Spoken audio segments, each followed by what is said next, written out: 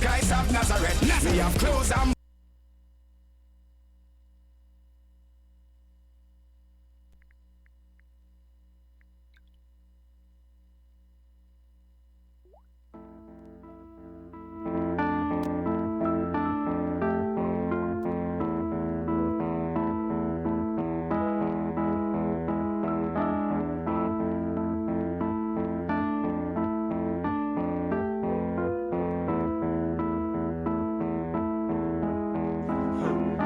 and I'm in the now.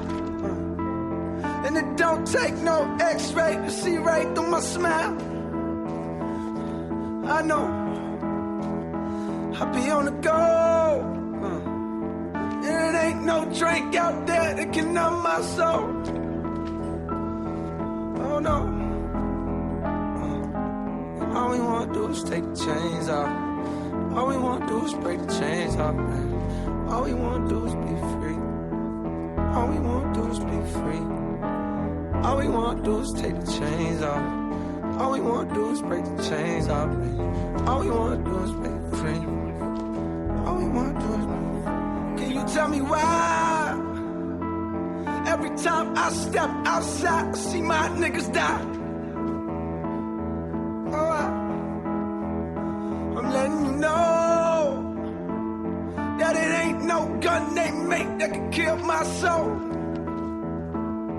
Oh no. Say, all we wanna do is take the chains off. All we wanna do is take the chains off.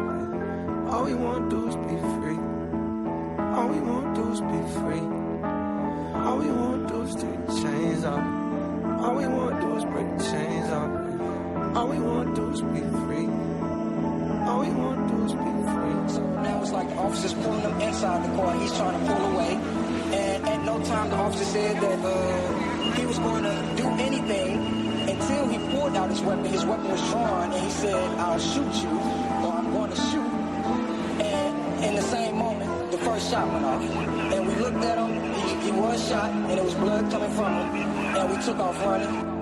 Are we all alone, fighting on our own? Please give me a chance. I don't wanna dance. Something's got me down. I will stand my ground. Don't just stand around. Don't just stand around. As we took off running, I ducked and hid for my life because I was fearing for my life. And I hid by the first car that I saw. My friend, he kept running, and he told me to keep running because he feared for me too. So as he was running, the officer was trying to get out of the car, and once he got out the car, he pursued my friend, but his weapon was drawn. Now, he didn't see any weapon drawn at him or anything like that, us going for no weapon. His weapon was already drawn when he got out the car. He shot again, and once my friend felt that shot, he turned around and he put his hands in the earth, and he started to get down, but the officer still approached with his weapon drawn, and he fired 7 more shots, and my friend died. All we wanna do is take the chains off. All we wanna do is break the chains off, man. All we wanna do. Hello, y'all. Once again, another Tuesday, 7:30 to 9. We have Dark Matter on StepUp Radio. www.stepupradio105.com. Make sure y'all hit us up on 617-419-6737. You know, D. Hollis, he's on his way, so, you know, hopefully he'll get here safe and everything. Today we have my man Supreme Richardson, and today we're going to be interviewing him. He's an entrepreneur, a community activist, and also third vice president of the AACP in Boston, Mass. That's what's up. So you was born and raised in Boston, right? Yeah, man, Boston bred, baby. You know what I'm saying? I'm straight from the Dorchester. Came from the Dorchester, baby. Word. Yeah. So you went where you went to school? Like high school? Well, I went to Madison Park High. You know, I'm a Madison Park graduate, Cardinals all day. You know what I'm saying? Right now, we're trying to save that school, keep it in our community. You know, because they're trying to close it, man. For real? Yeah, man, they trying to do some stuff up in our community. You know, wait, it's not Madison any longer, right? Well, it's right now. It's 3 different schools now. It's not long. It used to be just Madison, but now it's the John D. O'Brien and is it? No, wait a minute, I'm sorry. O'Brien Science Center or something. It's O'Brien. Right. And then there's a Humphrey, and then there's Madison. Wow. And so you also went to Northeastern also, right? Oh, man, yeah. That was my college days, son. Well, we know about that, man. Yeah, man. We won't even go into that. We'll need a whole new segment for that. Right now, my mom and daddy mad at me. Word. So, love you, Ma. So tell me, what did you go to Northeastern for? I went to my mom's had a vision for me to be an accountant. My dad had a vision for me to be a lawyer. Okay. So, wow. And that's 2 different directions. 2 different directions, right? Right.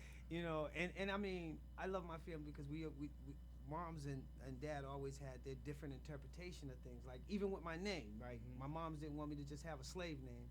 My dad said he wanted me to have a reputable name that I could use, you know, through the community, whatever have you. So you know, parents, man, they know best. I'm gonna say that out loud. They know best, cause you know what? I argued those factors, and now when I look back, I'm like, what a fool I was. Imagine the different things I could have done, changes in my life that could have happened. Right. Because sometimes, you know, we're not really ready to receive certain information at the time. And then once we develop, and we're like, oh, man, they told me years ago I could have. That happens to me all the time. But my mom probably listening right now like, yeah, boy. Somebody tell you something. Check you on something later. All right, so what made you what happened with Northeastern? And I know you from Supreme Entertainment. Yeah. Basically. So right. How did Supreme Entertainment come about? Like, where did that come about? Now you're taking it back. Okay. I wanted to be in the music business, right? Mm-hmm. There was a guy that used to be in our community. His name is Paul Kennedy.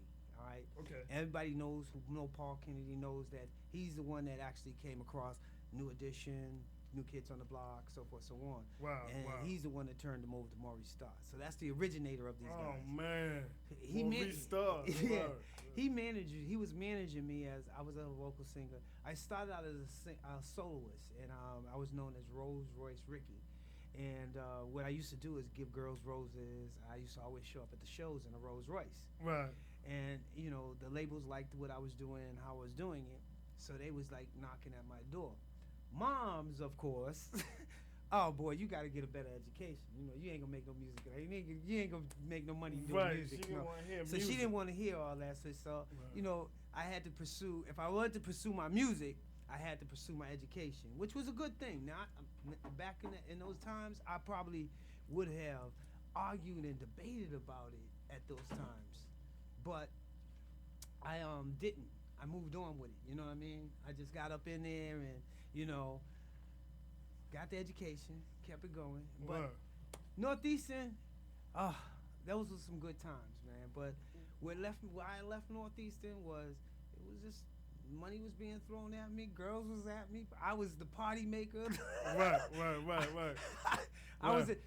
Back then, right, there was the Afro Center, right? Mm-hmm. Right around there on Fisher Street. Okay. Right there on that little side street. I used to have that building right there. My dorm room was like the next building over, and we used to go in the Afro building, the Students Afro Center, and we used to throw parties all the time. I'm talking about we used to get on the nerves of the deans and everybody because we was just party hounds, and we was making a good buck at it. So pretty much college got accounting. Yeah, I counted the money I was making, and I counted the checks and so forth, so on that was coming in from Supreme Entertainment. From the beginning of Supreme Entertainment. Now, Supreme Entertainment didn't come around until I left Universal. Before we get into that and everything, right? I do want to say we have D. Hollis, Dorchester Hollis in the building. You know, my main man, the host of this show, Dark Matters. What's up, family? What's going on, family? What's going on? How you doing? All right. Nice doing? Meeting you, baby. Nice meeting you too, bro. Sorry for the late entrance. You know, the parking out there is crazy with the snow and everything. Oh, I thought it was that superstar thing. like to make an entrance too, though. You know. All right. Right now with the weather conditions, you know, and things ain't all right. They ain't really plowing the roads like they're supposed to. But not around our way. That's a whole other story. Word. So where we at? So basically, right now we have Preem Richardson here. We introduced him, and we're speaking with him right now. I miss anything? No, we're just getting started. You just walked in. I didn't get into the good part yet. Cool. This is just basically he's giving an introduction of who he is, and you know what I'm saying, how basically he came up throughout the years, because basically Preem has been activist in the community, not only to the community outreach things he do now, but also from entertainment, which we'll get onto, but we're speaking on right now. So basically, I know you have a few accolades that you've had in music and through your entertainment company. Can you name a few? Well, yeah. Like I said, I was at Northeastern, and then Paul was my manager. He was in California. He gave me a call, and he said, "Expect this FedEx package." I got this FedEx package with a check that had $175,000 in my name. Yeah, I don't, and I'm gonna say this to y'all. This is bad business. Don't ever do it. Just because I did it, don't you do it. I did not read the contract. I took the check, signed the check, cashed that, and then signed the contract some days afterwards. And then, kind of got caught up and swept up into the magic of things. Right. Which then I began to get into the music business more and more, but the label was shelving more of my material than they were putting my material out. Then I was seeing myself helping more other artists. Then I'm putting my own stuff out. I'm like, whoa. So they removed Paul as my manager without my say. Now this is the raunchiness of the labels. They have that control once you sign this That's why I said read your contracts. Right. They removed my manager and put some other manager in. It became to be me and him was like, gasoline in a match, bro. I just did not like this dude, and it wasn't going along.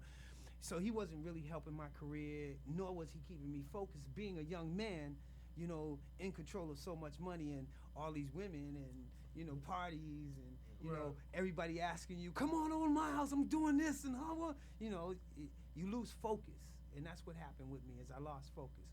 What happened, when I lost focus and I began to go to that spiral, where you're walking away from the music, you're not into the music. Now you're hitting the streets because you're talking about survival. You come from the spiral into survival, and with that, your mind goes crazy. You begin to do things that you shouldn't have done. And I don't regret nothing I've done, because it made the man you see here today. Right. I learned from my mistakes. And I'm gonna say this to everybody out here, and I say it at my show all the time. It's better to make a mistake than be right all the time. Right. You know what I mean? Because if you make a mistake, you learn how to correct that. Exactly. Exactly. And if you correct that, you now mastered something that someone. Right.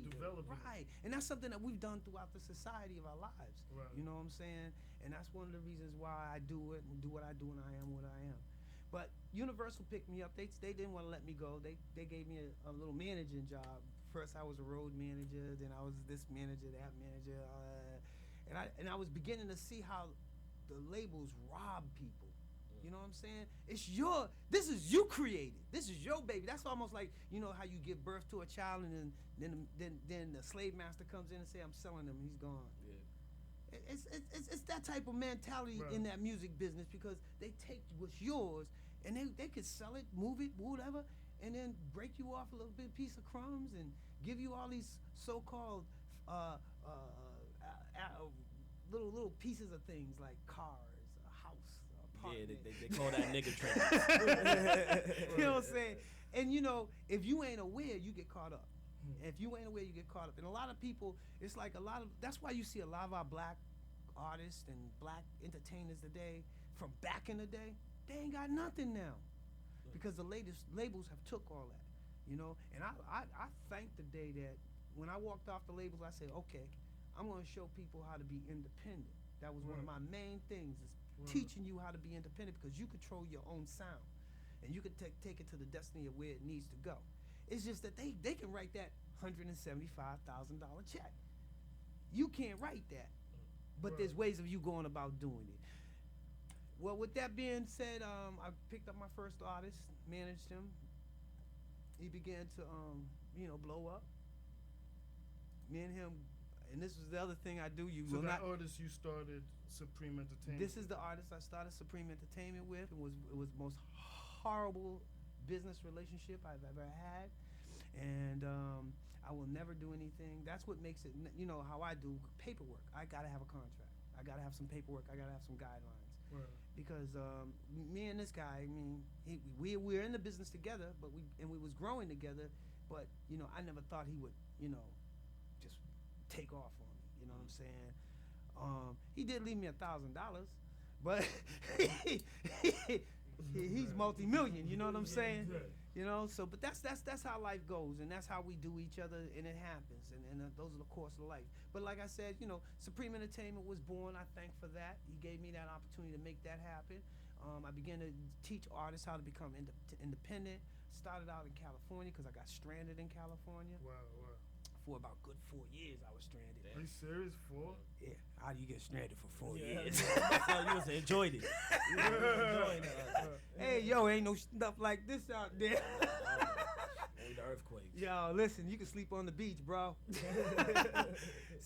But I met a lot of important people through my course of my times, through my downs, through my lows. I met a lot of important people, and if I didn't keep my eyes on the prize, I would have missed those important peoples along the way. And that's something that I've learned throughout the course of music. Music is life, B. You understand what I'm saying? Music could take you through a world that you never thought you could be taught, and that means not only mentally but physically. Right. You know what I'm saying? Because if you get caught up, you get caught up. That's why too. At the same time, I think it was really dope to bring you here. Because I feel at the same time you've been through a lot of transitions throughout your life. Like you've been through, the streets, and you've been someone. You are someone who has actually, been in prison. Yeah. And know what it is to go through the system. I say it like this: I'm a person with a barrier. All right. But I don't use that prison and that incarcerated criminal and all. But the reason I say that, it's important to say that, because then when you look at where you came from, it gives people hope that, you know what, I can do something greater. Because you went on to greater things, as in, the music, and now, the community, the things you do for the community. Nothing stop my flow. But it's not necessarily really about you. It's about, those having a role model to look to that's positive and that they can relate to, that been through things that you've been. And that's why I do. That's why I do what I do, though. You know what I'm saying, Dro? That's why I do what I do, because I see what my struggles and try. I wish I had the man that I am to stand before me and be able to guide me through, like I got a lot of the other brothers. Like, I'm pretty sure you're gonna get me to talk about all that. I got all these other brothers coming through. But what it takes is, first off, you gotta realize you're more important than life itself. You know what I'm saying? Right. And once you realize you're more important than life itself, everything else comes into play. You understand what I'm saying? Because if I touch you, I'm touching you for a reason. Right. Right. And we gotta either make that reason be good, bad, or indifferent, but we gotta find out whatever that reason is. We are born with this purpose of reasons, all right? Because we got the power of choice. Right. And that's what screwed up my life, is because I had the power of choice but didn't understand. It's just like when we walked and marched the streets in 1965 and 66 and so forth, so on, with Martin Luther King, Selma, all those little things, that we marched and we said black power, we power to the people, so forth, so on.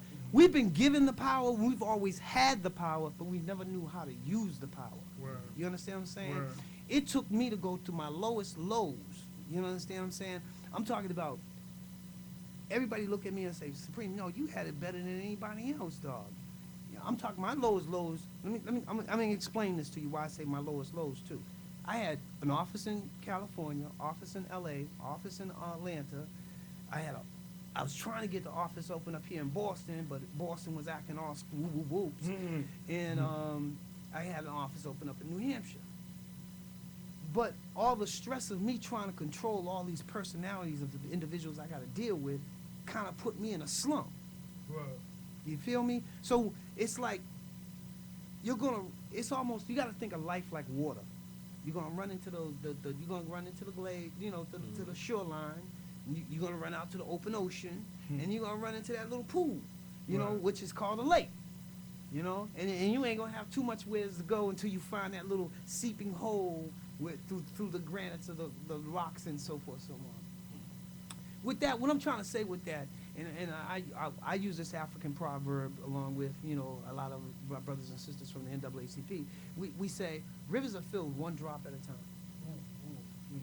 Rivers are filled one drop at a time. So I look at it like this. Every second of my life is a drop in that river of life. Every minute I spend with you is a drop in the river that we share together. That's real. You understand what I'm saying? That's real. So when I say, when you say to me, it's good that we have, you your own, we got to stop looking for Superman. I'm not Superman. You know what I'm saying? You are your own superhero. You can make the changes in your own destiny because you are the black kings and queens that God made you to be. You're right, but you know what? At the same time, right? Every leader at one time has to follow. It's dependent on what he's following that shows what type of leader he can become. Right. You know what I'm saying? Who he followed throughout his lifetime dictates what type of leader he will be, right? Well, I always feel like so this. with this I'm just saying, right? With the youth especially, it's good for them to see someone who can fail, get back up, and succeed. As a black man, because we too much look at outside our race to have some type of role model, and we don't have enough because we want this, like you said, we want this perfect Superman. black Superman role model, and no one wants the soldier. You know what I'm saying? Anyway, I'm a freedom fighter, so I know where you're coming from. You are. I'm a freedom fighter, so I know where you're coming from. And you know what? I say this to my young future leaders every day. You, the masters of the universe. I'm just here as a servant to map the way. Because tomorrow, what I do today is only going to affect tomorrow. It's not going to affect today. It's nothing instantaneous about anything we do. Heck, it took us 300 years to actually get out of bondage. We never got rid of slavery, but we got out of bondage. Right. Well, different type of bondage. We moved into a mental bondage. Yeah, there's still bondage going on here. But let me hit you with this one, and this is where I might get controversial. We bond ourselves. You're absolutely right. Expand on that. Expand on it? Expand on it. You don't want me to do that. No, I want you. You want me to expand on that? Willie Lynch has taught us to hate ourselves. Willie Lynch has taught us to separate from ourselves. Willie Lynch has taught us to not trust each other. Willie Lynch has taught us that we are not of the best things to be involved with life. Oh, you could do my laundry. You could do my gardening. Oh, you can even fix my roof. But you cannot socialize with my culture. Willie Lynch has taught that us, and that's coded in our DNA. Right. We don't have to be beaten with whips anymore. Right. We don't even have to be chased with the cone hoods no more. Right. Right. We do it to ourselves. Right. We hold ourselves back. Now, obviously, there's certain influences that occur where your choice, the choice you made, are upon certain influences, right? So, like you said, there's Jim Crow, there's things that has conditioned the man, you know what I'm saying, the black man. The black mind. Because not only the black man, but it was the woman, the child, and the man. Right. So you might as well say the black mind. You're right. The black mind of a person, right? So with that said, if that occurs now, his decision now is not rational. It's not sane because it's now being dictated by other forces. Exactly. You get what I'm saying? Exactly. Well, like if you're a zombie, if you're a puppet, your mind is not your own thinking, because if it is, most times you wouldn't choose the things you choose in life. I know people, like for instance, who hate drugs, but they still use it. They be like, yo, I'm gonna quit. I swear I'm quitting today. Today. And then tomorrow you see them like, you know what I'm saying? I said I was gonna do that tomorrow. Hold on. Right. And so that's what I'm saying. The same thing from it's our desires for, you know, like fast foods and for propaganda that we're fed with, guidelines of what's beautiful, the things that we've said throughout. You know. So how do we deal, or how do you deal or confront white supremacy? What? Ain't no mother. Ooh. Ain't no such thing. There's no such thing as white supremacy. Nah, ain't no. Let me say it like this. All right. You know, I'm an adverse on my history, and I understand what the white culture has done to the Anglo-Saxon culture has done to the black culture. Mm-hmm. I understand, you know, all of that struggles and strives and who. Well, you know what? Dog eat dog. All right. At that particular time, that culture was in control, and they took it to the ultimate limit. I don't know if roles were reversed, would we have taken it to the ultimate limit? We might have, but we won't know.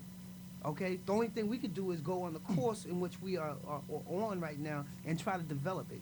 Because if we don't develop this course, this new course, all right, and erase the color line and talk about eliminate that white supremacy, black supremacy, if we don't erase none of that, then we are not going to survive as a human race. Because, and matter of fact, myself, I always say we need to eliminate the human race. What I mean by that is we got to stop racing each other. Your culture's got to be better than mine. Why? You got to have more than I have. Why? You got to dictate what I got. Oh, I got to crack my egg because you crack your egg that way. No. We need to change all that. Because when the Bill of Rights was written, Constitution was written, it said we the people. All right? So that means community should be running government. Government shouldn't be running community. No one group should be running another group. We as a culture should be running them. Right. We got to keep in mind, though, when the Bill of Rights and the Constitution was written, mm-hmm. you know, we were slaves.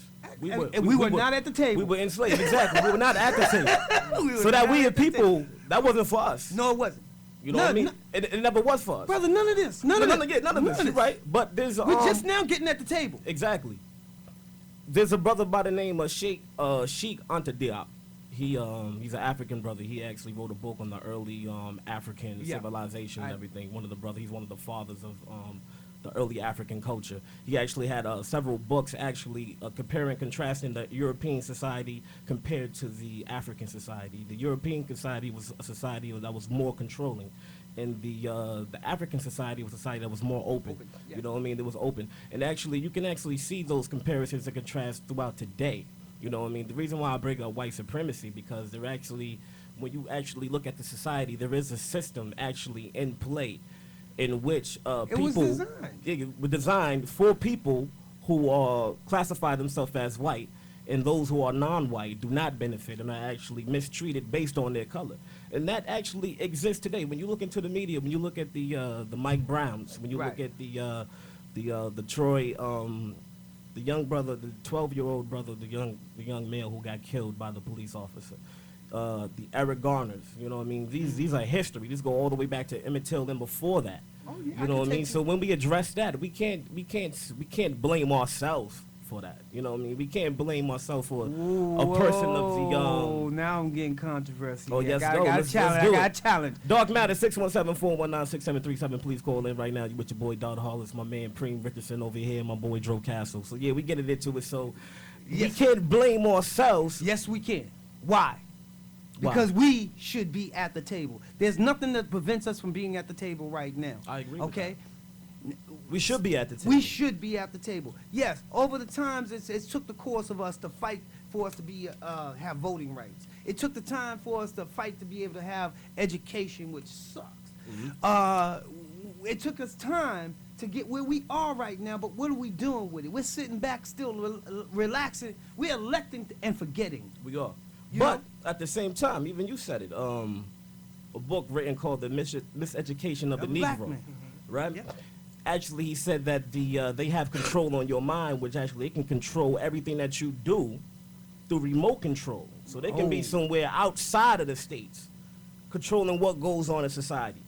That's not even to mention the chemtrails that they spray into the community at night, into the black communities every night, and that's But I'm gonna say this: black minds are much stronger than what you think they are. That's one of the reasons why they rather give you a chemical to alter your mental abilities than teach you how to overcome that. You know what I'm saying? Because at this particular time, what you're saying to me, brother, is that we as a people, black people, I'm talking about my culture now, all right? We aren't really able to blame nobody but them. That's not true. I blame us because, you know why? Let me say it like this. Like this man said to me, he says, yo, man, you went through all these trials, but you still bounced back. Right. You know what I'm saying? We got the power, bro. You know what I'm saying? Being of royal blood, and that's something that we will have in our brain. Our salmonella that runs through our veins, our royalty that runs through our brain. We are the power. We are the things that, what you look out this window, you see, we built. No doubt. They just took recognition to it because they know they had this control factor. Okay? This control factor taught them things about organizing. This control factor taught them about things about bartering. This control factor taught them a lot of things. But yet, we were giving people. You know what I'm saying? It's a trade for me. If I can help you. I say it like this, right? I'm not blaming white people. I'm blaming white supremacy. I'm blaming the system. You know what I mean? I'm bringing the white supremacy. But the system was already created by the white man. No doubt. No doubt. Who looked at us as animals. No doubt. And we have us as pets. No doubt. But all I'm doing is addressing that system because the system never went anywhere. Now, I know they invented it. But you know what I mean? But what I'm saying is that system that is still in play because when you look at it's on a worldwide level, right? You know, let's just say black people, we came together. Right? We got up the nonsense. We stopped smoking. We stopped the drinking. We got the group economics popping, right? What are we going to do about the laws that are in play that go against us? You know what I mean? What are we going to do about the international laws? You know what I mean? Because because you got to remember, when we addressing these laws, we're addressing white supremacy because these laws are designed to benefit white people and not blacks. Well, you're talking about laws that's been on the books for for decades. Exactly. But wait a minute. How many brothers and sisters do you see going up against them? Let me say it like this, all right? 2 years back, 2012, when they was trying to put that 3 strikes bill out? About 2 years back? Three strikes? The 3 strikes bill. That was a while before that. That was like about 3-4 years. I think more than 4 years. About 4 years. Okay. I'm one of the ones that was on the front lines of that. Okay. And you want to know something, brother? I feel so ashamed to say this. I had not one black man, one black face, one black person other than my crew standing beside me. Yes, sir. You can get that. We got a phone call. Dark Matter, you on live? Hello? We didn't get that one? All right, you got to call back. We having technical difficulties. Got a little technical difficulty. So like I was saying, I was on the front line of that, and I'm not, you know, I had to really fight with my own people to prevent this law from actually coming into effect. Yeah. I was called an Uncle Tom. I was told that I was putting on a coon show. I was told that I wasn't doing it for the people. I was doing it for myself. But in actuality, yeah, if you want to look at it, I'm gonna say it straight up. We call you on live, Dark Matter. Hey, what's going on? Hello?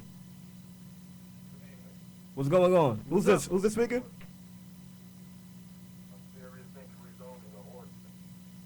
The Horseman. What's going on, family? How you doing, man? You already know, man. Thank you for supporting, man, and calling up. Preem, you.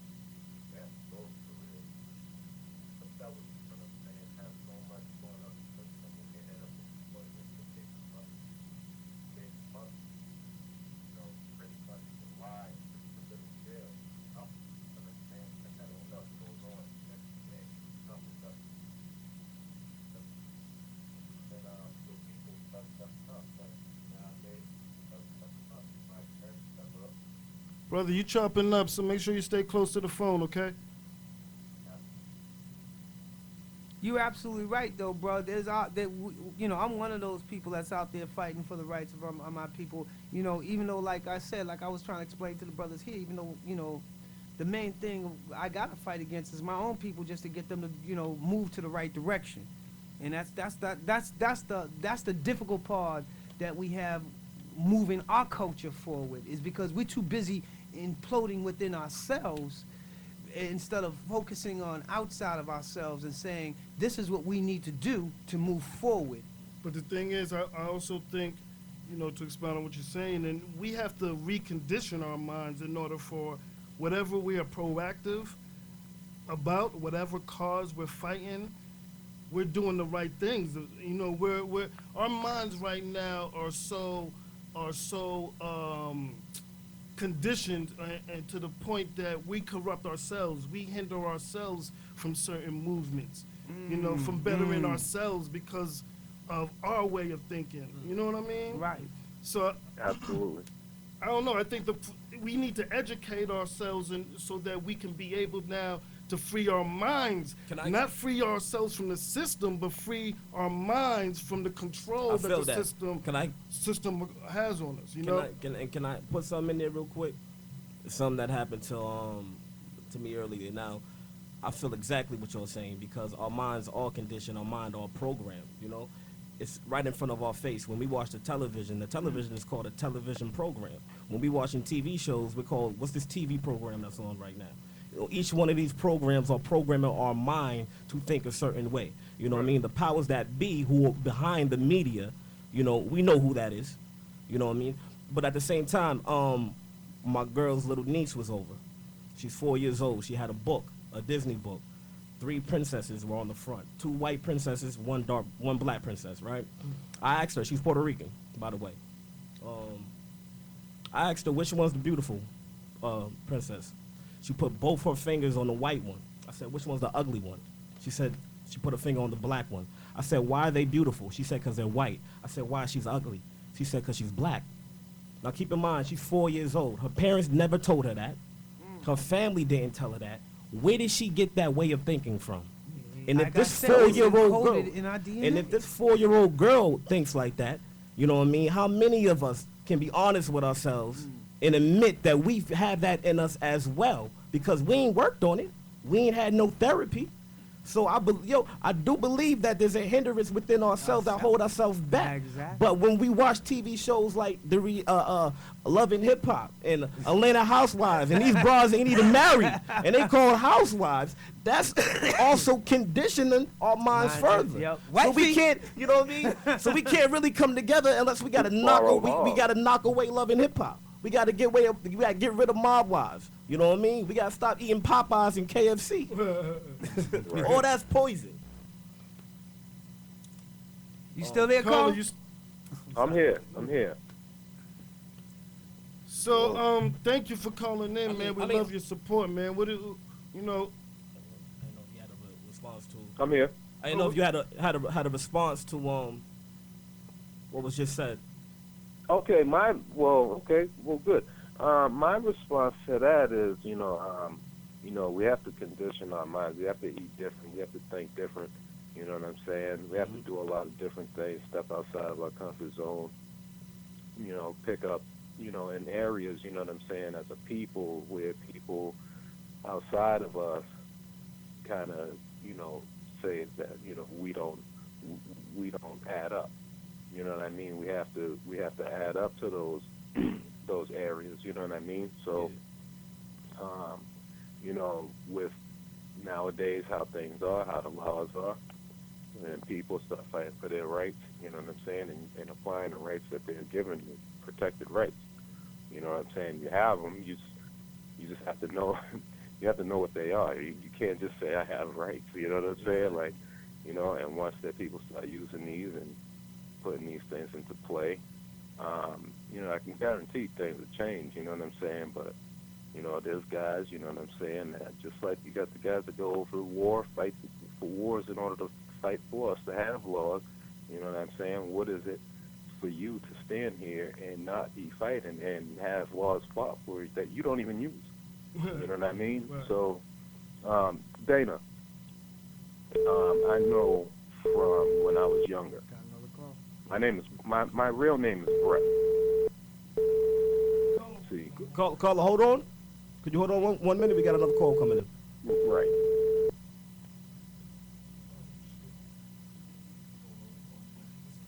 Hello? You want to line with Dog Matter? This is Dow Clark.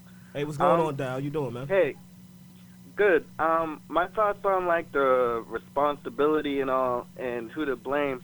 I do agree that there's like a lot that we should be doing that we're not doing to some extent, and but I think it's always like a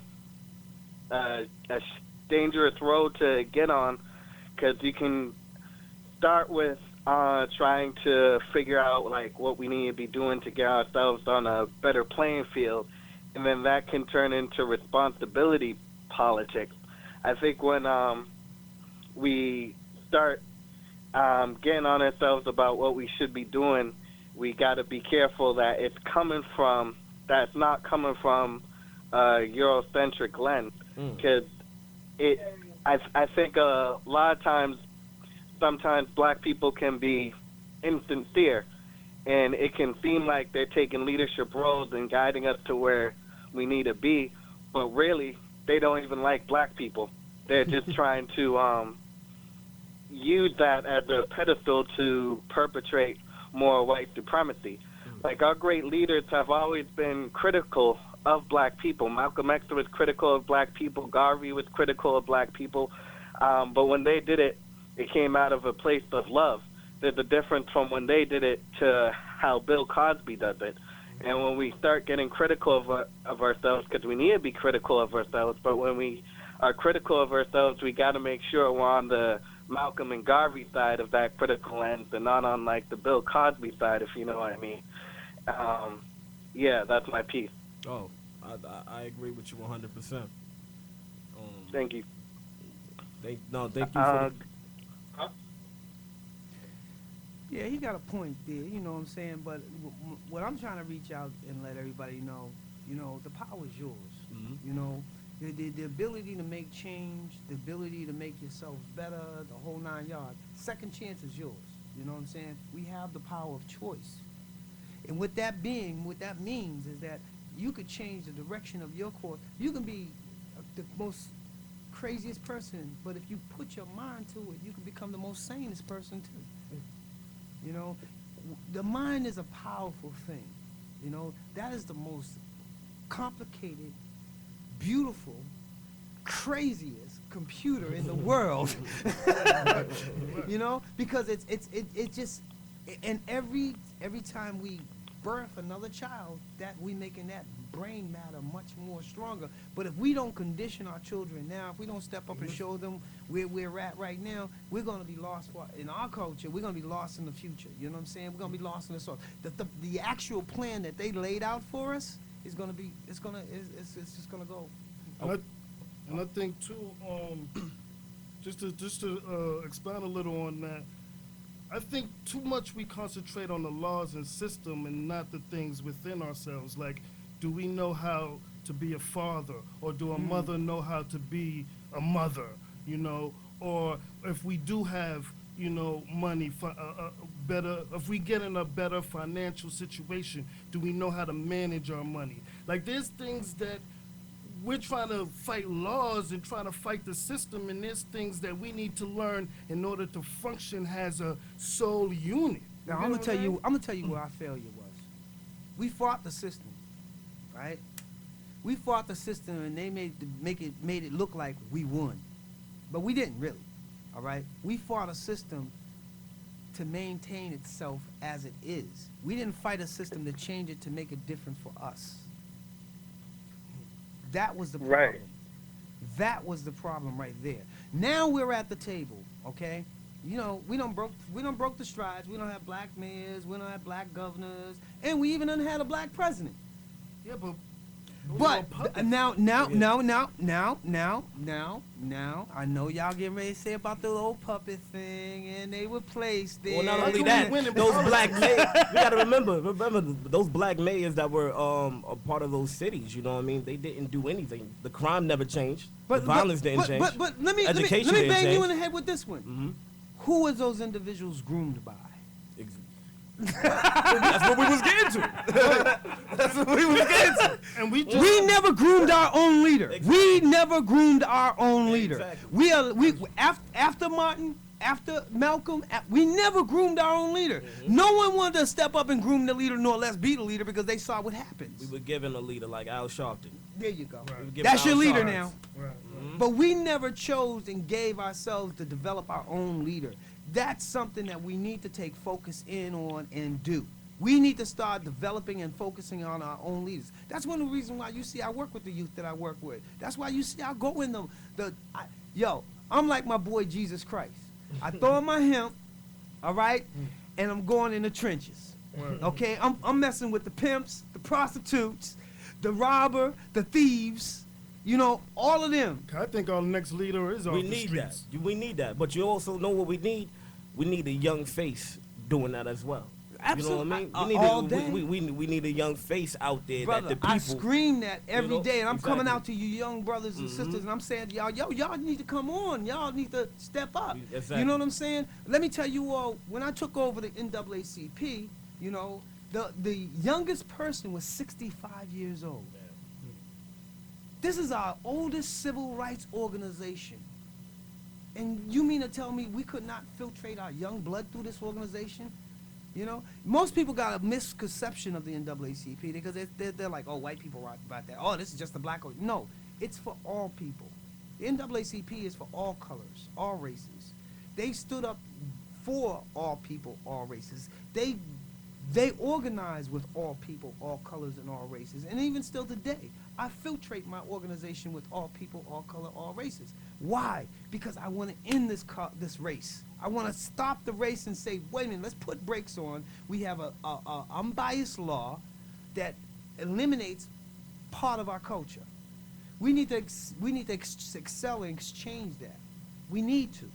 You know, hey, if the Jews can get retribution, why can't we? And I'm gonna tell you why we can't. Because we won't get to the table. Why? Because we scared to get to the table. Why? Because we're gonna listen to what Mr. Sambo say, and we're gonna do what he says. And that's what. No, be like me. Kick the door in, show the 4-4. I'm ready to do this. Like I was saying with the 3 strikes bill, I kicked in the senator's door. I went into his office. Yeah, but and I made that change. That's the Lewis Hayden approach. Is there real change that can be created off a system that was built and ran for a particular? I don't think so. Hold on, we still got the call on the line. Can we? Let's hear from you on that. Carl. I think we got to make sure we come to like the table on our terms and with some negotiating power. I think that's why the Black Power movement was such an important movement for us, because it wasn't talking about just getting a black mayor or getting a black president, but it was talking about the whole infrastructure of being able to get an infrastructure for yourself to the point where you can put pressure on your black officials to make the way for you. I was watching a documentary recently, and dude talked about how like we don't have until we pool our resources, our financial resources, we're never going to be able to be put in a position where we can make our politicians do what we need to do. he talked about how like the gay people, they managed to put money behind what they need to get what they need done. So we got to have a thorough infrastructure so that when we come to the table, we're not just sitting at the table, but we can push with something behind us. And we need building an agenda with that. Exactly. We need an agenda. Let me tell you like this. When the Mayor Walsh got in office, all right, the Latino culture had their agenda, ready, rock, and roll. The Chinese culture had their agenda, rock and ready to roll. Even the Haitians. Why the heck? Right. Where are we? Where are we? I have not seen our agenda. I know there's an agenda out there that we developed, but I've never seen this agenda actually surface. And my question is, where is the agenda? And does that agenda actually... Even with you saying Haitians, Haitians are black. Haitians are black. Exactly. So why aren't we included with their agenda?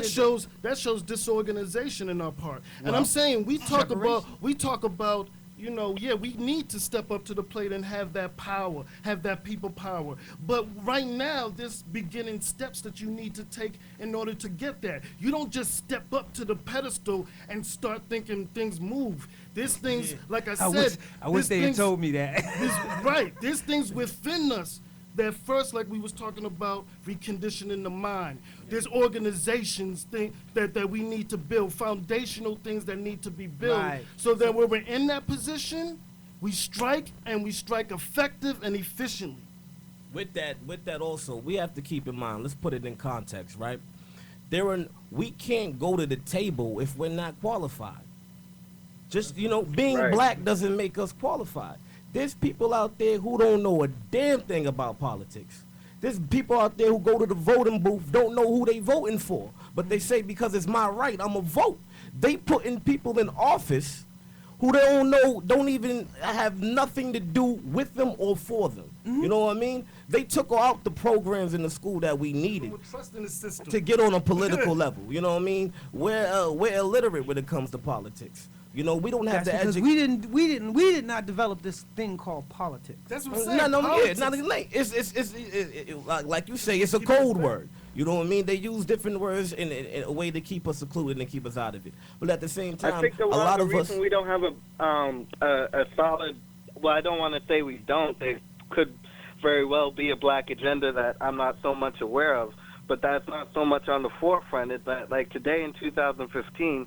One, there's so much pressure whenever we talk as we, from the dominant society calling us reverse racist and dismantling what we try to build on the grounds that, why are you still about black, or why are you still, it's about wild human and everything. So we get our issues derailed that before we even get out the forefront, as soon as when we start talking about we. Along with that too, brother, when we the agenda, what we talk about, let's say if we are disorganized, so each black town, black neighborhood, black community has their own set of problems.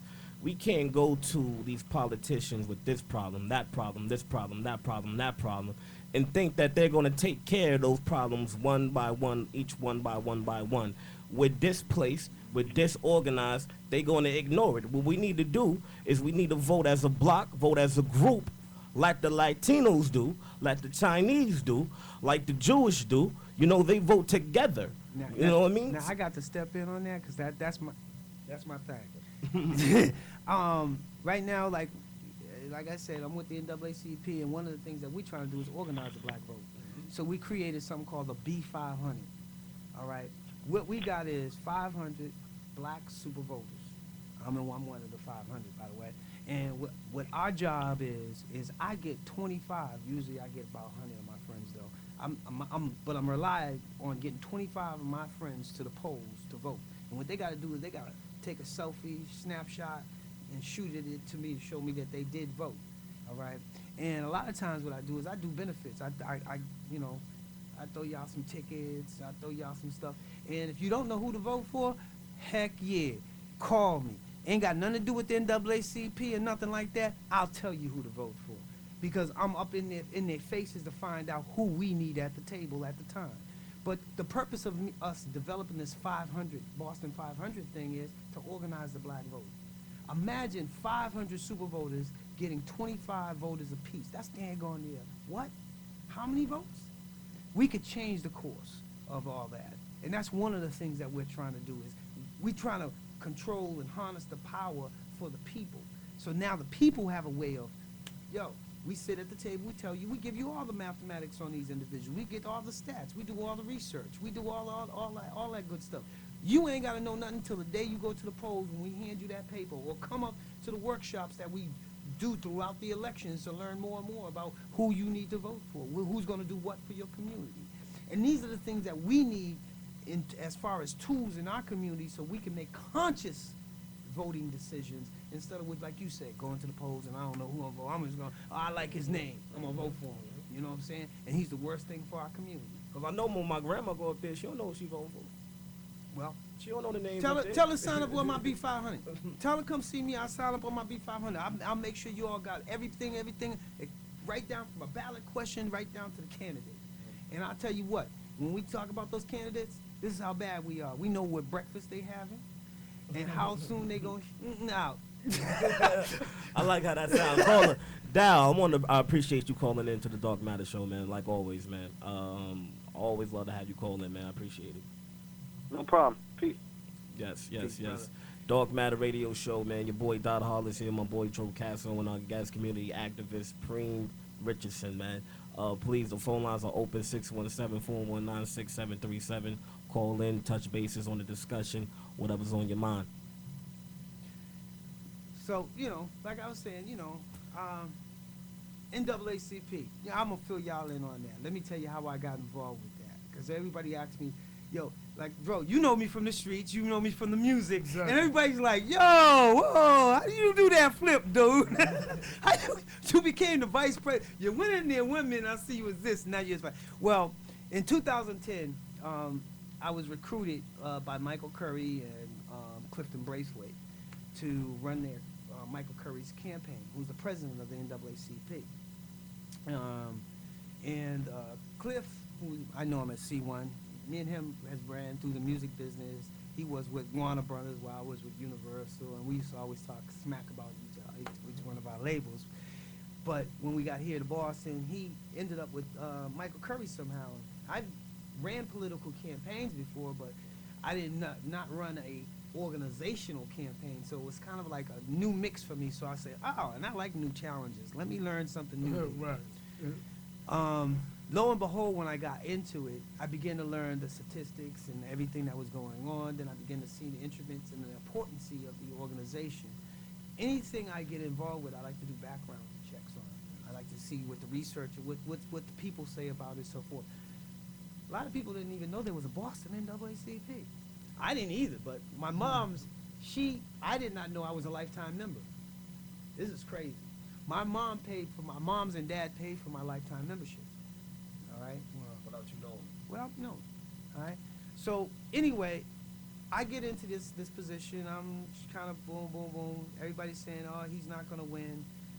And I turned it into what I know how to do entertainment-wise, marketing and promoting. And I did what I did my ones and twos along with all the other groups. And we turned out this was the biggest election the Boston branch had ever had. And it was the most, news media, everybody was covering it because we was going up against Senator Owens at the time. And he was the favorite. And I love being the underdog. We won it. We took them down, and we came in with nothing. They didn't even have an office. They didn't have no paperwork for us. They didn't have nothing to trade off to us. So we started from scratch again. This organization you see now, it started from scratch, from the great leadership of Michael Curry, because his vision was actually a vision of my own, and it was like, how do I contact? I always pay attention to air-likes. For those of you all that don't know what air-likes is someone who thinks as of you and desires the same changes, the directions that you're going in. And when I got with this brother, it was so powerful that I felt like me and him knew each other for years. And I always believe in destiny. There's a purpose for me meeting this individual, and there's a purpose for the destiny. Well, when we took over the organization, bro, we did not know that we was going to be as successful as we were. We ended up opening the office at Washington Park Mall, which was donated to us. Construction was donated to us. We run it like a regular office, 9 to 5 hours, Monday through Friday. Saturdays we're sometimes there. Every Wednesday we do complaint intakes, which means the community can come in. One of the things I'm looking for from the community is police misconduct. All right. When you have police misconduct, you can come into my office on Wednesdays between 10 and 1 and file a complaint with us. That's what's up. You know? Instead of going straight to the police department and doing it. Right. You can come straight to us. And if we see that there's enough merit that a police officer needs to have internal affairs involved, we will go with you to file your internal affairs report. You know, to make sure that there's no retaliation on our community, you know. And plus it's a support system. It's a support system, exactly. And that's something that our community needs. Like you said, re-educating our community. That's one of the things that we do, such as that's first, I think. Yeah, well, I do that. I provide workshops, different workshops on different things, whether it deals with construction, or it deals with OSHA 10, or whether it deals with parenting, or whether it deals with you being involved with your community.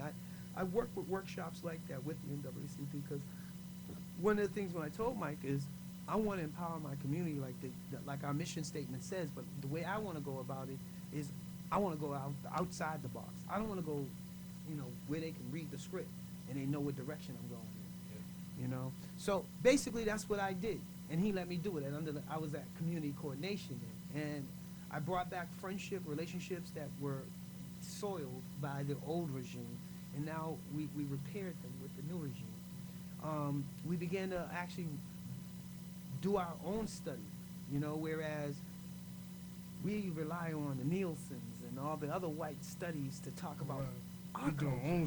So we did our own study with the collaboration of Urban League, and we began to bring all that information out. What I did find though, and it was puzzling to me, I could not get enough young black brothers, nor less men. And that's my question too. That's another question. What are you guys doing to reach young folks, to make them know that you're out there and these kind of resources and support system are there? Well, okay, so this is my second tenure. Every tenure is 2 years. So this is my second tenure as vice president. So this tenure, what I'm looking to do is more outreach to the community and getting more people involved with activism. Whether you do it with the NAACP, whether you do it with another nonprofit organization, whether you do it on your own, I want you to be involved because this is our time, and if we don't strike while the iron is hot, right, then we're going to lose that striking power, and then we're going to have to wait and sit for another year, century, or decades, or so forth, so on, until it comes around again. I think right now people are ready, and they do want something better for themselves and their people. I mean, like ever before, and it's due to information being out there where now you're exposed to the things that are occurring, the mistreatments, that occurs on an everyday basis, and you kind of get an understanding. And it's sad that we had to look outside our own city to see that when it was here. No, but sometimes you don't have to look out your city. Like people, even when we talk about music, and the limitations here on the city itself, because there's certain powers. There's certain powers that are. I'm not saying it's not, but I'm just saying these are the things that are occurring that people are aware of, and now they're open to wanting to change things. So I'm actually agreeing with what you're saying. Right. Well, I took for these 8 years being in the NAACP and so forth, so on, I made sure that one thing I wanted to look at was my leadership structure. So some of the people that you see in positions right now is because of me and my crew. All right. And a lot of those people do know who they are. They know I'm coming to get what my people want for their communities. And what we need to start doing is, like I said, developing our leaders. You know what I'm saying? You know, radio stations like this, radio stations like my own, so forth, so on, we need to keep that broadcast going, but we also need to patronize those broadcasts as well.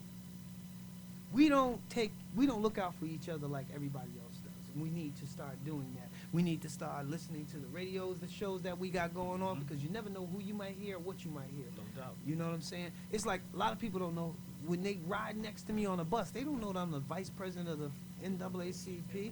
They didn't know that I'm the man that stopped the three-strike bill. I'm the man that had Senator Tarr in a headlock. I love you, Bruce. I know you're a Republican, but you're all right with me, bro.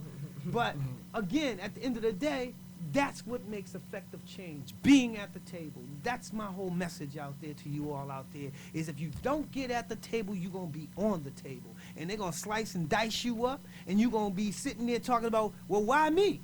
Well, you should have been in a seat at the table, and then we could talk about and advise up what we need for our community to correct with. I need you to be at the table because I need you at my back, because I'm at the table already.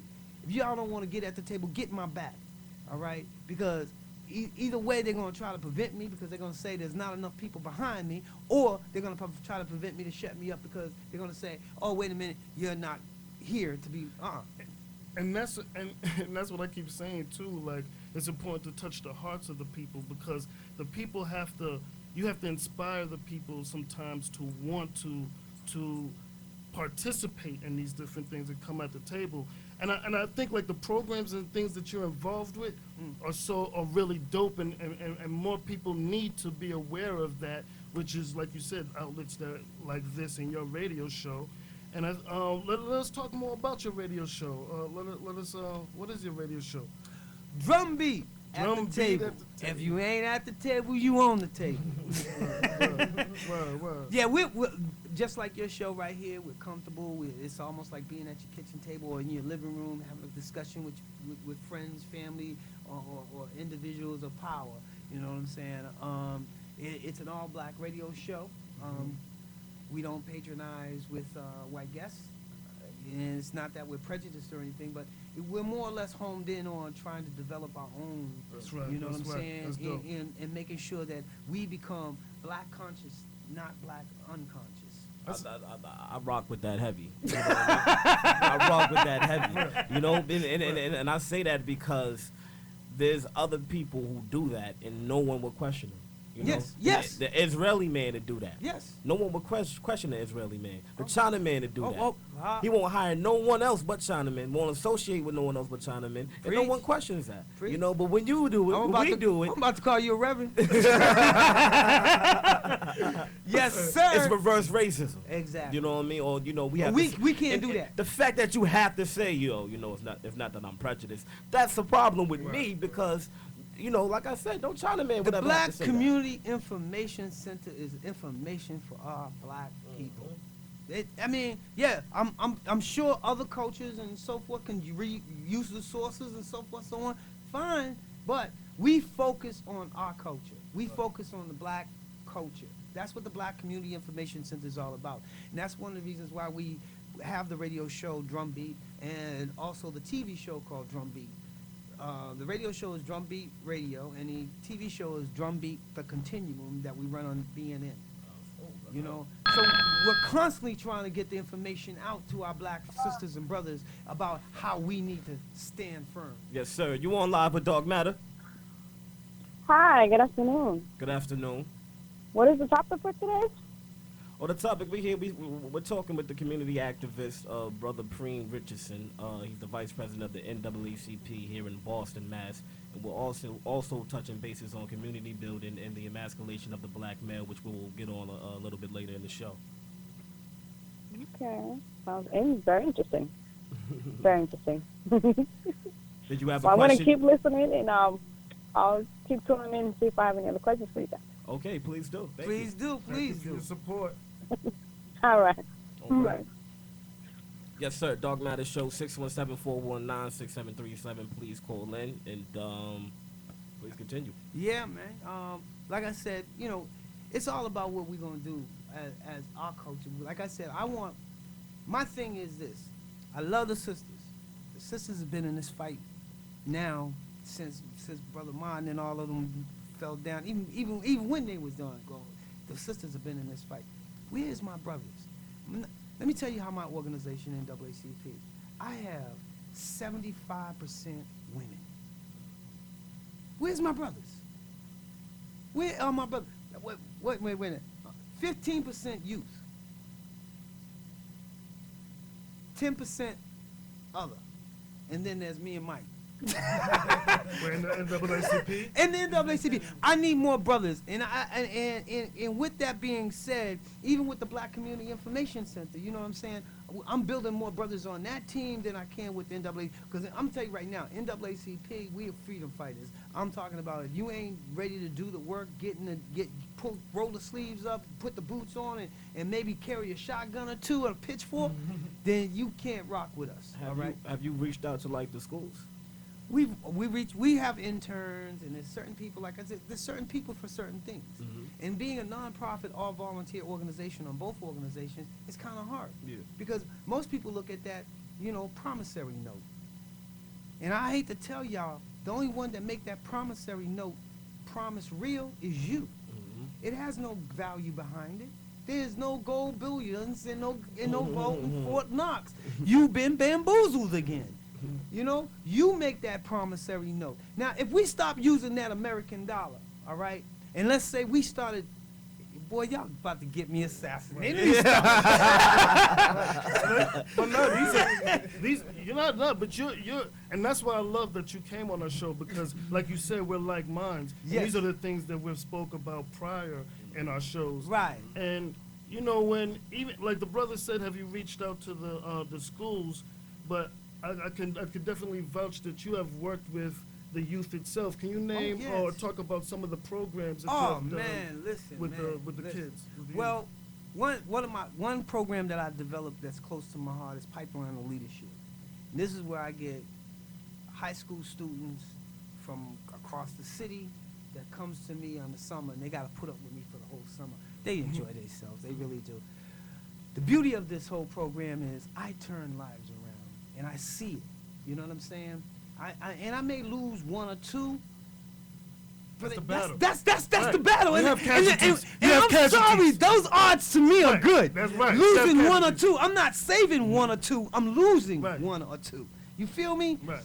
I'm gearing my black minds towards colleges and so forth, so on, expounding on their educations and getting themselves together, as well as becoming a part of what we have within our system. So I know we can develop our own leaders out of those pools of people. So far, I've sent, out of the 3 years this program has ran, we've sent 27 kids to college. We've had, every one of our students except one graduated high school. And the other one, I'm on her to get her GED. And the beauty of it also is when they come in contact with me, it's a lifetime contact. You know what I'm saying? And that's what the touching the hearts I'm talking about. That's important. So that's one of the programs that's dear to my heart. And I fight with the city, making sure they give me the money on it. Wasn't there a debate team too or something that you Yes. That's ACSO, Afro Academic Cultural Technological Science. It's the Olympics of the Minds, where we challenge high school students, not with footballs, not with basketballs, not with baseballs, but with the mind, where they develop and create from their own minds, and they compete with that, what they created, with branches across the world in a national competition. So like they've won awards and stuff like that, right? Yes. Well, we've done it 2 years in a row so far. AXO, we won silver with the first go around, but we went back in there with a real fight and came back with 2 gold medals this year. Nice. You know what I'm saying? Congratulations. So, and these kids get accolades. They've gotten jobs. They got one guy who built a Segway from scratch. He called it a people's mover. He developed it and he added on a feature that it can help handicapped people as well. Wow. He's now interning with Teradyne. Straight out of high school. Got a high school scholarship. college scholarship. College scholarship, based off of him just participating in this AXO program.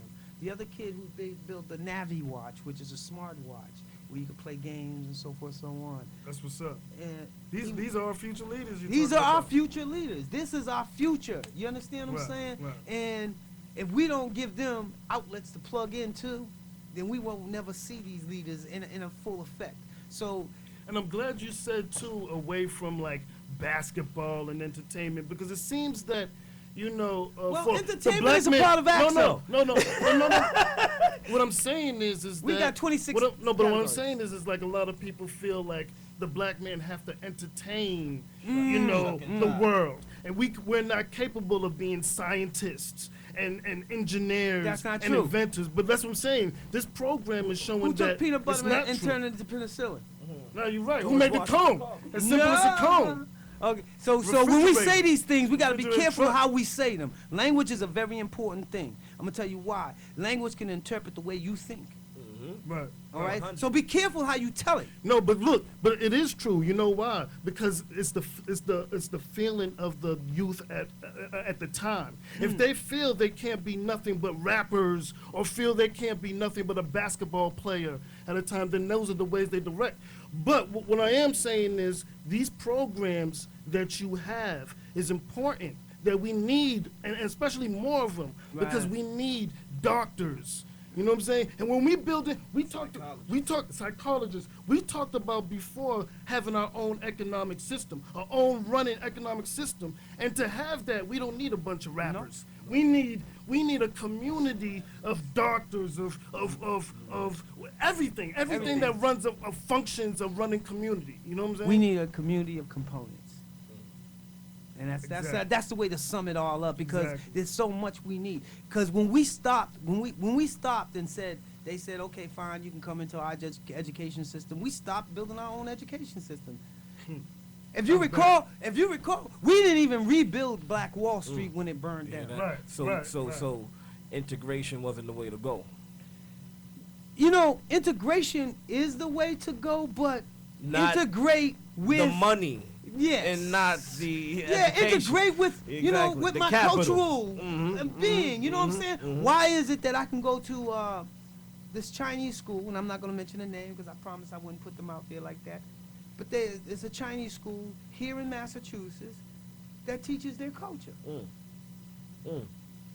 No one's saying that. Ain't nobody saying nothing. You know, those kids walking about that school bright, they happy, you know what I'm saying?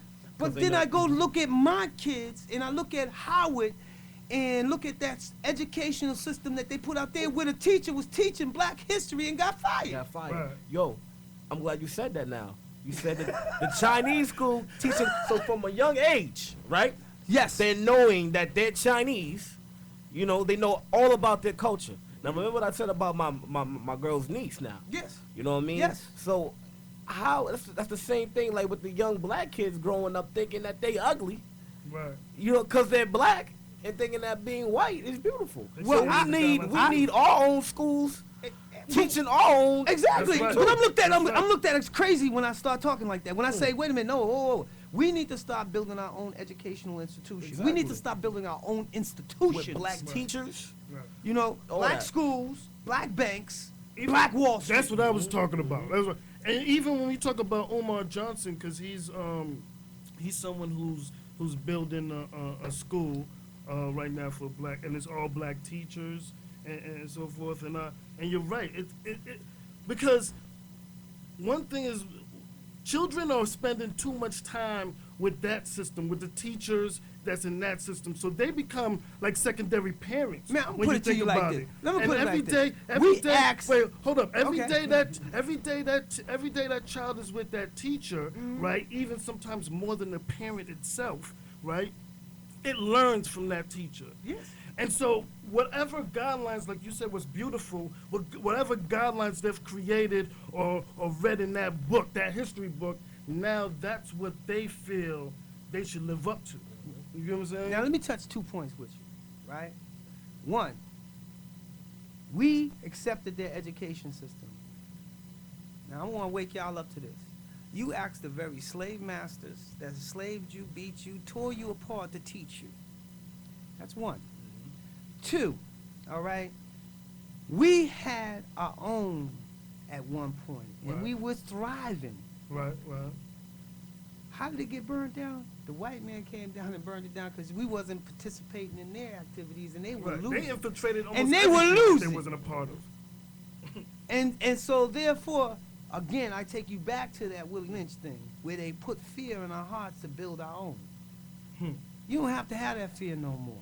That fear is, let me tell y'all something. Let me wake you, black folk, wake up. Willie Lynch is dead.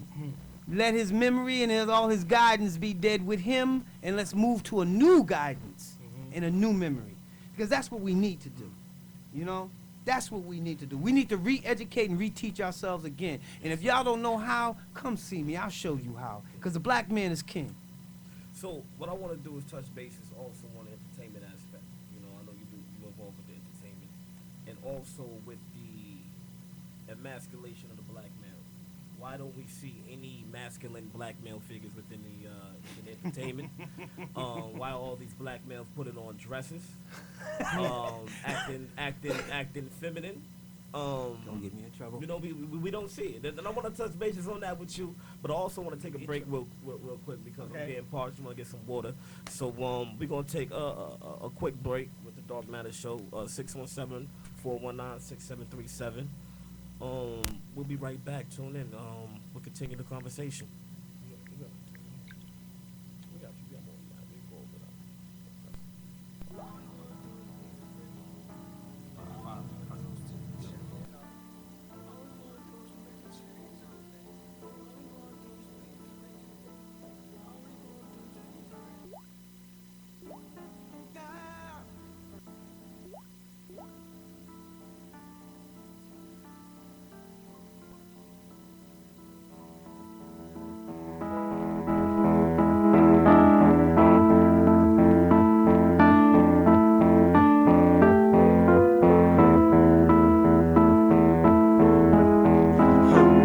And I'm in denial, and it don't take no x-ray to see right through my smile. I know I'll be on the go, and it ain't no drink out there that can numb my soul. Oh no, all we wanna do is take the chains off. All we wanna do is break the chains off, man. All we wanna do is be free. All we wanna do is be free. All we wanna do is take the chains off. All we wanna do is break the chains off, baby. All we wanna do is be free. All we wanna do is be free. Can you tell me why? Every time I step outside, I see my niggas die. Oh, I'm letting you know that it ain't no gun they make that can kill my soul. Oh no. Say, all we wanna do is take the chains off. All we wanna do is take the chains off. All we wanna do is be free. All we wanna do is be free.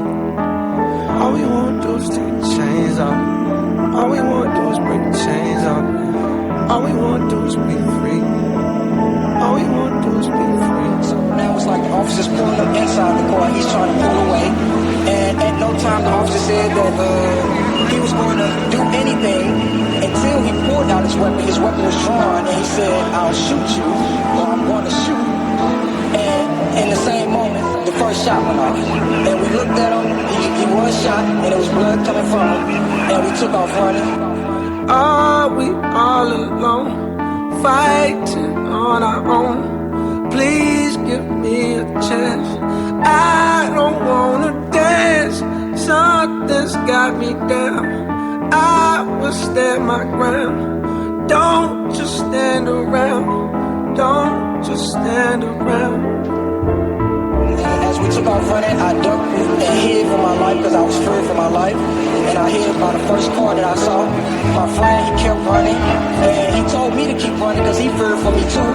So as he was running, the officer was trying to get out of the car, and once he got out the car, he pursued my friend, but his weapon was drawn. Now, he didn't see any weapon drawn at him or anything like that, us going for no weapon. His weapon was already drawn when he got out the car. He shot again, and once my friend felt that shot, he turned around and he put his hands in the earth, and he started to get down, but the officer still approached with his weapon drawn, and he fired several more shots, and my friend died. All we wanna do is take the chains off. All we wanna do is break the chains off, yeah. All we wanna do is be free. All we wanna do is be free. All we wanna do is take the chains off. All we wanna do is break the chains off, yeah. All we wanna do is be free. All we wanna do is be free. You. Yes, sir. Yes, Test sir. 1 2, test 1 2. We back with Dog Matter. Back with my boy Preem Richardson over here, Vice President of NAACP. My man Dro Castle co-hosting, and right now we want to get into the topic of the emasculation of the black male. I know my man Okay. Preem, you work with the you've been in the entertainment field. Yeah. You worked with Well, you know, and that's one of the reasons why I got in the entertainment field, because I saw what they were doing. Okay, please. You know what I Go ahead, mean? touch base. I mean, they took something that was sacred to us, hip hop, you know, because hip hop was a way of life. It was a way of us, you know, talking about what happened to us and how it was an unleash of that anger, which, you know, kind of really saved them in a sense. But again, you know, like they found a profit in controversy. Mm-hmm. You know what I'm saying? And the more controversy, the more profit, you know. So that's when they began to allow, you know, all these artists to do these elusive acts. Because if you recall, I don't know if y'all young enough, I mean, y'all might be too young for this, right? But you could not swear on TV, radio. Yeah. You could not. You had to be so wholesome. I remember when George Carlin did a little skit on that, a little bit on that. Yes. And now, you are free willy-nilly to put whatever you want up on TV, including, you know, explicit sexual parts. Some ass, yeah. You know what I'm saying? So it's like, wow, what the transformation from then to there, what was the purpose of it? And this is where you know that there is a design and a purpose for certain things, because we are visually stimulated people. You know, if you put a visual stimulation in front of us, we consume that. Right. And once that's consumed, it becomes a part of you. You know? You made me. Jesus Christ. I want to put that out there. You forget it. Jesus Christ. Yes. You know what I mean? Yes. You see that image, white male, blonde hair, blue eyes. You let that image consume you. Yep. You know what I mean? Every white person you interact with is godlike now. There it is. But you know, God is you. Mm-hmm. You know what I'm saying? And if you, I'm not even gonna get into religious aspects of everything like this, but yes, the man has been taken, and he's kind of added to that W-O in the beginning of that man, and it irks me that we're allowing that to happen. You know what I'm saying? They want that to happen. They want that to happen. One of the ways they made it happen is that they, you know, with our prison system, they knew with our prison system, by putting man and man together, after a while, things are gonna, you know, out of nature can occur. Exactly. You know, and they knew, you know, that if we allow them just to sit there, now we're gonna give them everything they got. We're gonna make a library over here. We're gonna give them everything they got, but they ain't gonna go to the library because it's there. Right. You know, they ain't gonna want to educate themselves because it's there, and they know this, and they allow this to continue to transpire, and knowing that we will enslave ourselves. Okay. We made the choice. We made the choice. We willingly made that choice at the end of the day. But too, right? What you said too, like both of y'all said actually, to know that they're making the men more feminine, especially in hip hop, as we see, and the power that hip-hop has on the influence of the people, they know that. Even when you talk about when the whole gangster era, gangster rap came.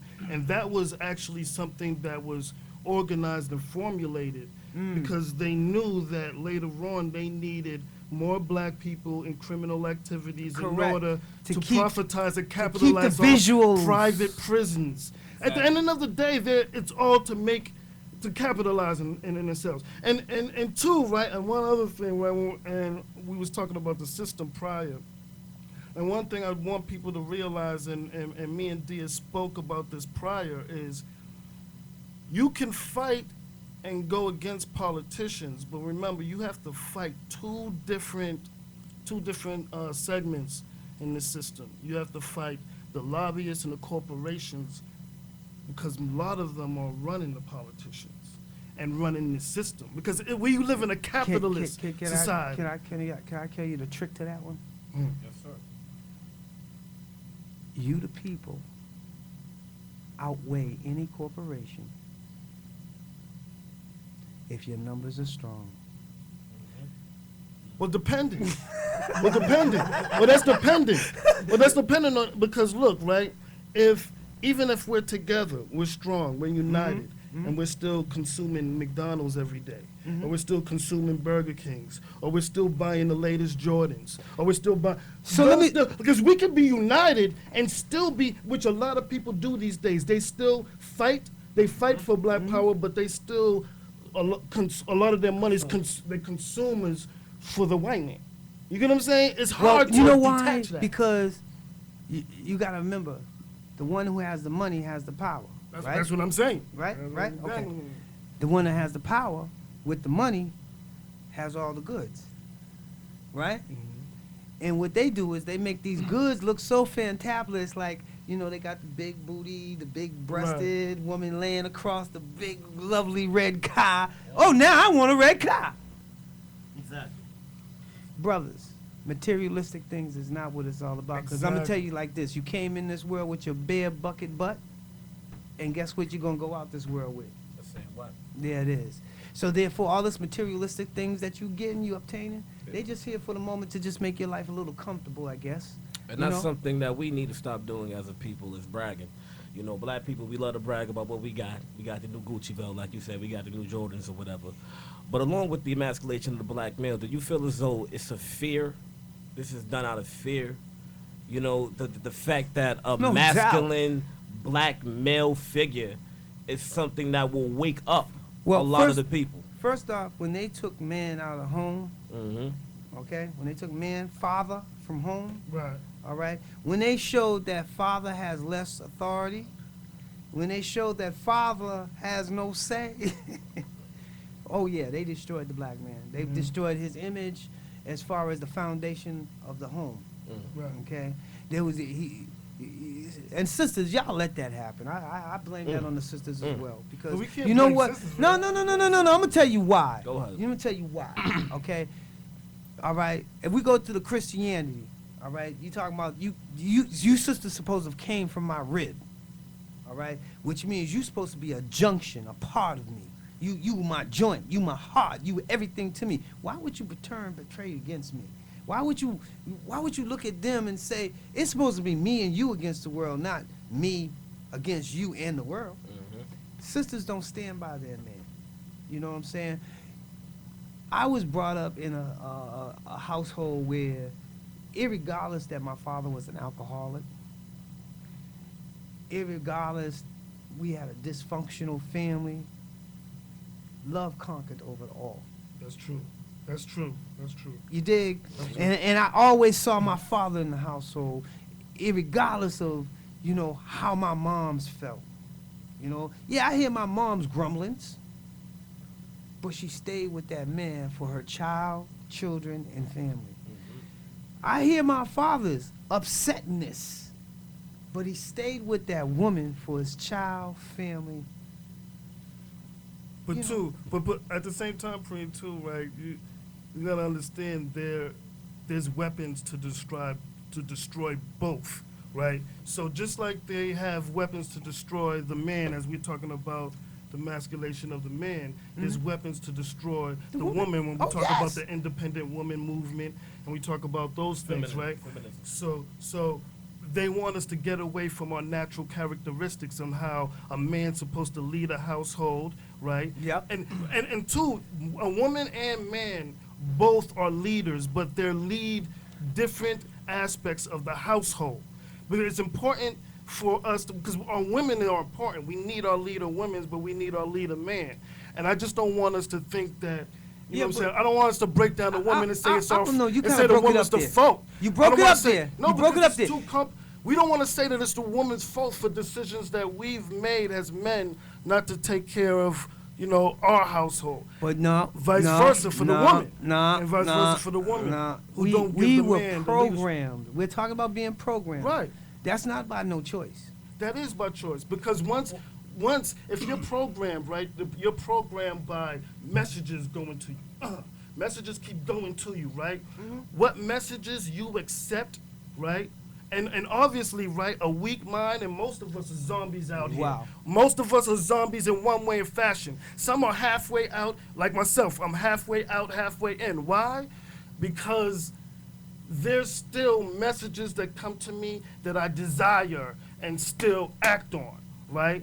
And there's others I don't, right?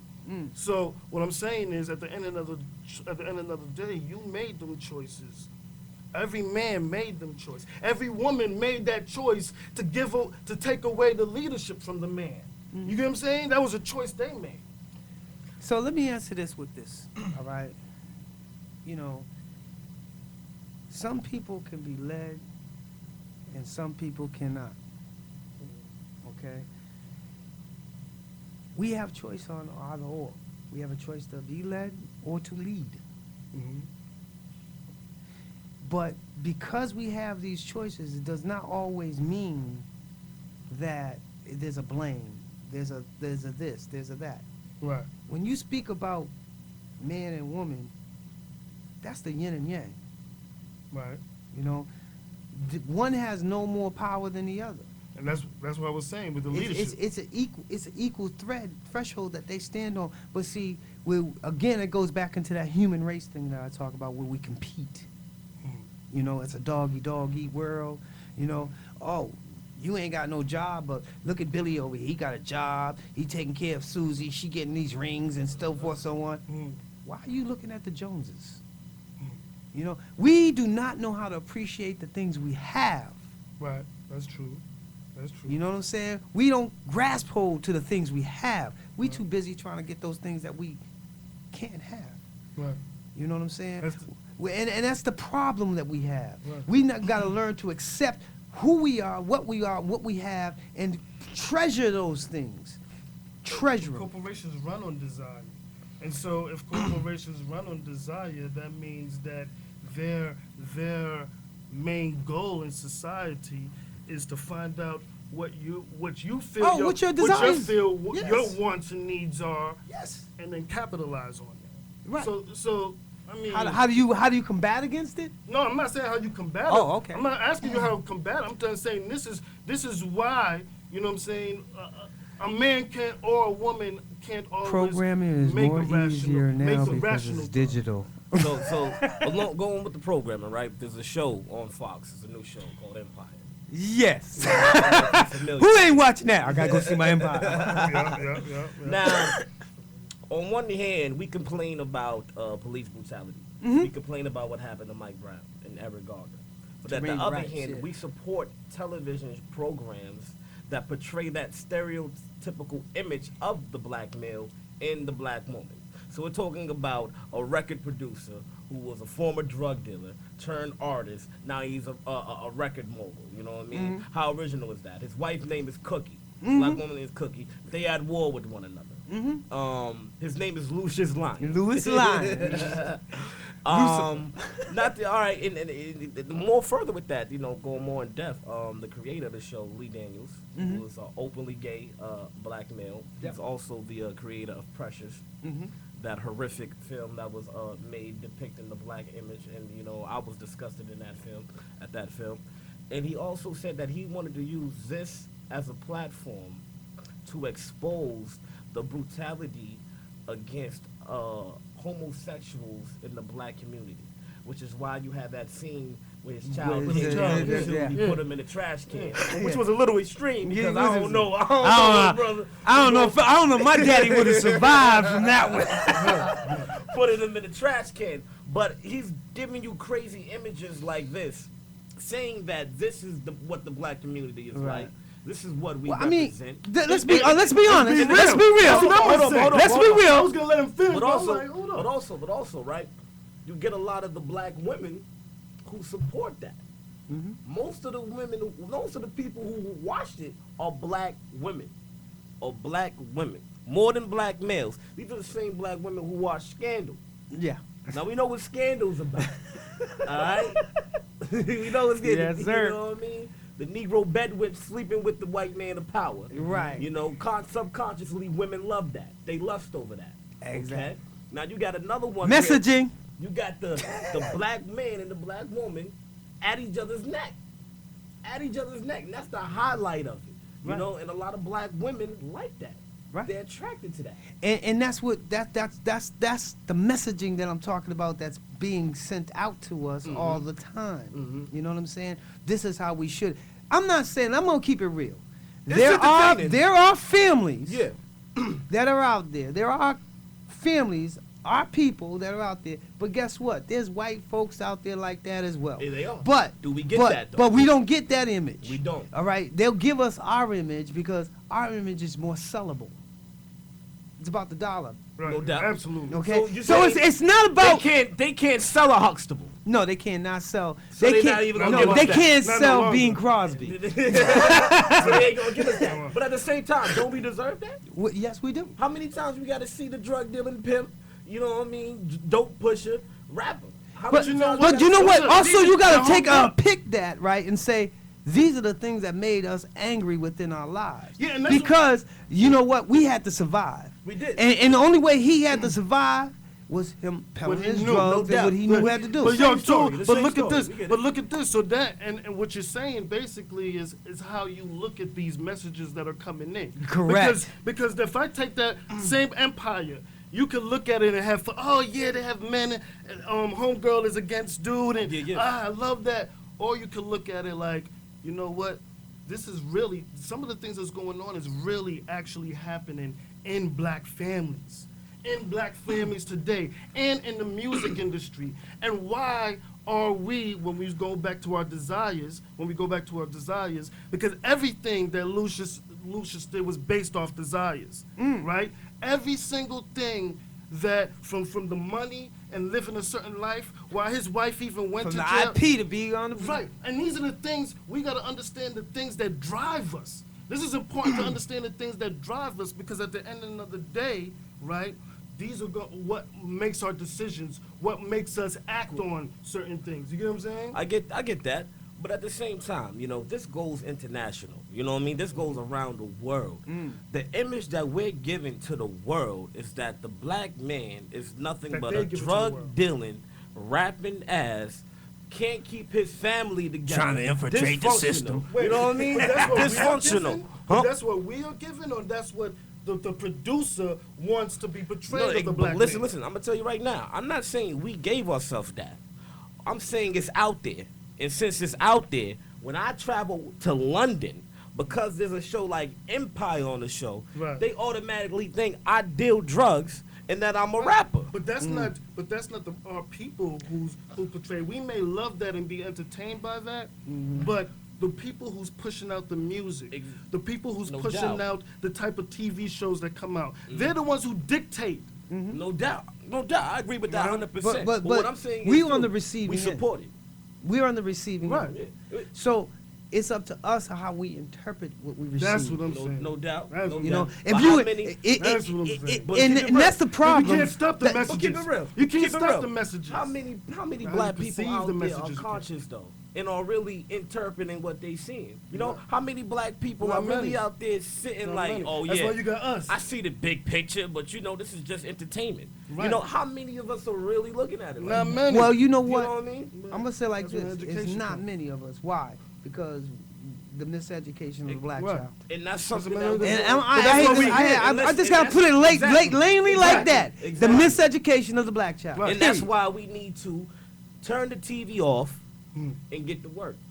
You know what I mean? That's true. Turn the TV off and get to work. We don't need to support Empire. But then if you don't get the TV, we see that when we go outside. But see, the thing is, you can never stop messages, right? Because messages come in all types of forms. You get what I mean? And so if we turned off the TV, it could be computers. What, we're gonna stop using computers? We need that to even function to function our plan and what we want to organize. But what I'm saying is this. No, what I'm saying is this. Right? I'm agreeing with you. But what I'm saying is, to go back what you were saying, Preem, that education is important because then. There's no way to stop the battle, but you got to know how to strategically move throughout the battle so you can be on the conquering side, not the defeated. You know what I mean? So what I want to add into, with this, the Super Bowl plays a big part in this conversation. Why? What is there to say? The best team won. Yo, I enjoyed it. I enjoyed it too. Yes. Now, the next day, I got pissed off. I didn't really get pissed off. I don't like to let my emotions, get the best of me when I'm dealing with racial inequalities and stuff. You know what I mean? You can't win a war on emotions. But I go to Twitter. I'm on Twitter, and I follow this page called Yes, You're Racist. And he put a tweet out saying, I wonder if the news reporter are going to report the racist tweets and responses to the Seahawks by NFL fans. And I looked at them, and these people are like, the nigger Seahawks, F them, Marshawn Lynch, I'm glad that nigger didn't get a ring. Oh, they're such a nigger team, that's a thug team, the thug Seahawks. And I look at it, I'm like, damn, man, I just wanted to enjoy a football game. You know what I mean? Patriots against the Seahawks, two good teams battle it out. Yeah. But, I wake up, and then, it comes down to this. Controversy, baby. It tells Controversy. Me, even when, you try to even escape. deflated balls. Even when you try to escape from dealing with the race issue, dealing with white supremacy, it always rears an ugly head. It finds its way to rear its ugly head. Now, I'm a conspiracy theorist. I don't like using that, but, to a certain extent, I dive into that. What we looking at on the 1 yard line, right? What was going through everybody's mind? I mean, I'm pretty sure you thought they're going to run the ball in. I'm talking about the last play of the Super Bowl, when right? he's on the first line. We saw the 1 yard line. Seahawks on the 1 yard line. Everybody think they're going to run it in. Marshawn Lynch, beast mode. They about to win the game. Right? Mm-hmm. But what happens? He threw it. That's a dumb play. We can agree on that. That was dumb. You know what I mean? You wouldn't even do that if you was playing Madden 15. I mean his dude was open. He thought. But now, what I look at, right? Every time they was in the red zone throughout the whole game, they gave it to Marshawn Lynch to run it in. Right. Every time. And he did his job. He did what he was supposed to do. I heard people say, well, he wasn't running that good. I'm like, look, if he wanted to get 5 yards, he was getting 5 yards. Mm-hmm. He probably wasn't getting over 10 yards, but if he wanted to get 5 yards, he could have got that, which tells me if you're on the 1 yard line, that's going to be nothing. That's like cake for him, They throw it, got an interception, right? Now, when you know Marshawn Lynch and his history, I look at him as being someone who's rebellious, someone who's has that masculinity that the people are afraid of. Mm-hmm. You know what I mean? The powers that be are afraid of and that they want to get rid of, which is why they try to tame him and break him down with the fines and getting him to speak, and you got the media blasting him, putting words in his mouth and saying stuff like that, right? So you have a dominant, masculine, black male figure, something that the European media is fearful of. You know what I mean? So when you look at a player like Russell Wilson, he's a Carlton Banks type brother. You know what I mean? He's no threat to the white power structure. Right. He's no threat to to anything that they have to do. He's well groomed. He's well behaved. They like that. Why not let him be the MVP and the hero of the game by getting the touchdown, by throwing it in, instead of making this so-called thug, Marshawn Lynch, this dominant masculine brother, run it in and be the hero, be the MVP, be in the commercials, get all that airtime. We can't have that. We can't have that. And when you look on the other side of it, Malcolm Butler is not getting that much attention at all for winning the damn game. Because if it wasn't for him, it wouldn't have been a game. It wouldn't be no Patriots. They talking about Brady hooked him up, though. No doubt. But I'm Brady saying hooked him up. He did. But I'm gonna tell you Brady also, looked out. when Brady they talk looked about out. Brady, they leave out his 2 interceptions that he exactly. had. They don't really talk about that. Yeah, you know but what I that's mean? hard They trying to say because Brady. I'm a Patriots fan, but you have 4 touchdowns, right, and over 300 yards. And regardless, Butler did. He did won the the game. play of the game. He won the game. That's what I'm saying. The play of the game. Yep, He he got did the the play of of the the game. game. But when you talk about the most valuable player, me personally, my opinion, I wouldn't give it to him. And then the only thing is, He's too new right now to be a valuable player. I wouldn't give him the most valuable player. player. I said he's not getting attention. Hold up. Right, he should get the attention. He should get the attention. I'm glad that Butler, a black man, intercepted that damn No doubt. I know that much. I don't care about the MVP. You know what I mean? Right. He's not getting attention that he deserves. You know what I mean? He's not. They're getting the attention to Gronk, Edelman, and Brady. Not to take anything away from them. Yeah, exactly. You know what I mean? These are good players. But damn, Malcolm Butler did an amazing play for a rookie. He read Russell Wilson's play. and He went took executed that ball. And took exactly. He took that ball away from him. You know what I mean? He deserved more attention. You know, and the fact that they overshadowed the fact that Brady got 2 interceptions says a lot. I'm not taking none away from Brady for the game, but I recognize what the game is and how the media and their propaganda And works. how they play You know what I mean? I know how they play this shit. Right, because I never understood that neither. It's like, yo, okay, Butler, where's Butler? I want to see Butler. Yeah, exactly. Butler, what he got to say? Butler! But you know, you're not getting no press conference with Butler. You're not getting none of these things with Butler. And it's like, you know, you have these 3 white guys that you're constantly shadowing. And, I mean, they did some good plays and they did some bad plays. But this kid did the play that saved the game, that gave them the ring. And they should give him, you know, more coverage, more face time. Because even on a subconscious level, the Patriots are red, white, and blue. Yeah, right. They That's represent that's America. American. Yeah, That's not the American team, because Cowboys are the American team. No. But what I'm saying is, they represent. Not no more. I feel you. Traditionally. They're arrogant. But they represent on a subconscious level America, and you got 3 white faces at the forefront of that. You know what I mean? And you got that big white Patriot boy. Gronk, right? No, I'm talking about the little helmet dude that be on there. Oh, exactly. Exactly. But Patriots He's is a white pirate, team. by the way. Any team from Massachusetts, you know, is a white team. You know, the Celtics has been an all-white team. Hockey, you know, baseball. We'll always have like the great in baseball, a great black player or whatever. But it was all the team was white. The whole team was white. When you go, I mean, Seattle is a little different. You know what I'm saying? They're more composed of well, their structure is totally different. Yeah. Their color structure and everything is totally different than here. What do you mean? As in Seattle, yeah, right? Seattle, yeah.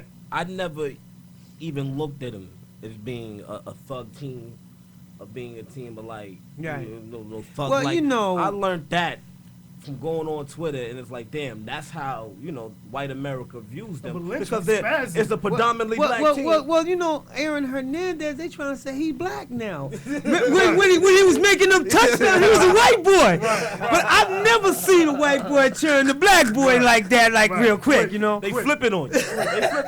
Right, quick. They called nigga wake up calls, you know. They get them. Tiger Woods got it. Yeah. You know, you get them. You go get them. OJ got it. Yeah. Everybody get it. Tiger Woods said, "I'm not black. I'm Kabbalah." But see, that's the other thing I want to put out there is how when we get into those positions, right?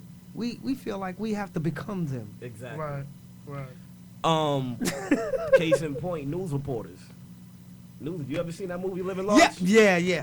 You know what I mean? Just like that. Just like that. And that goes into the emasculation part also. Right. They can't have a dominant brother up there doing a news report. Right. We got to change our face.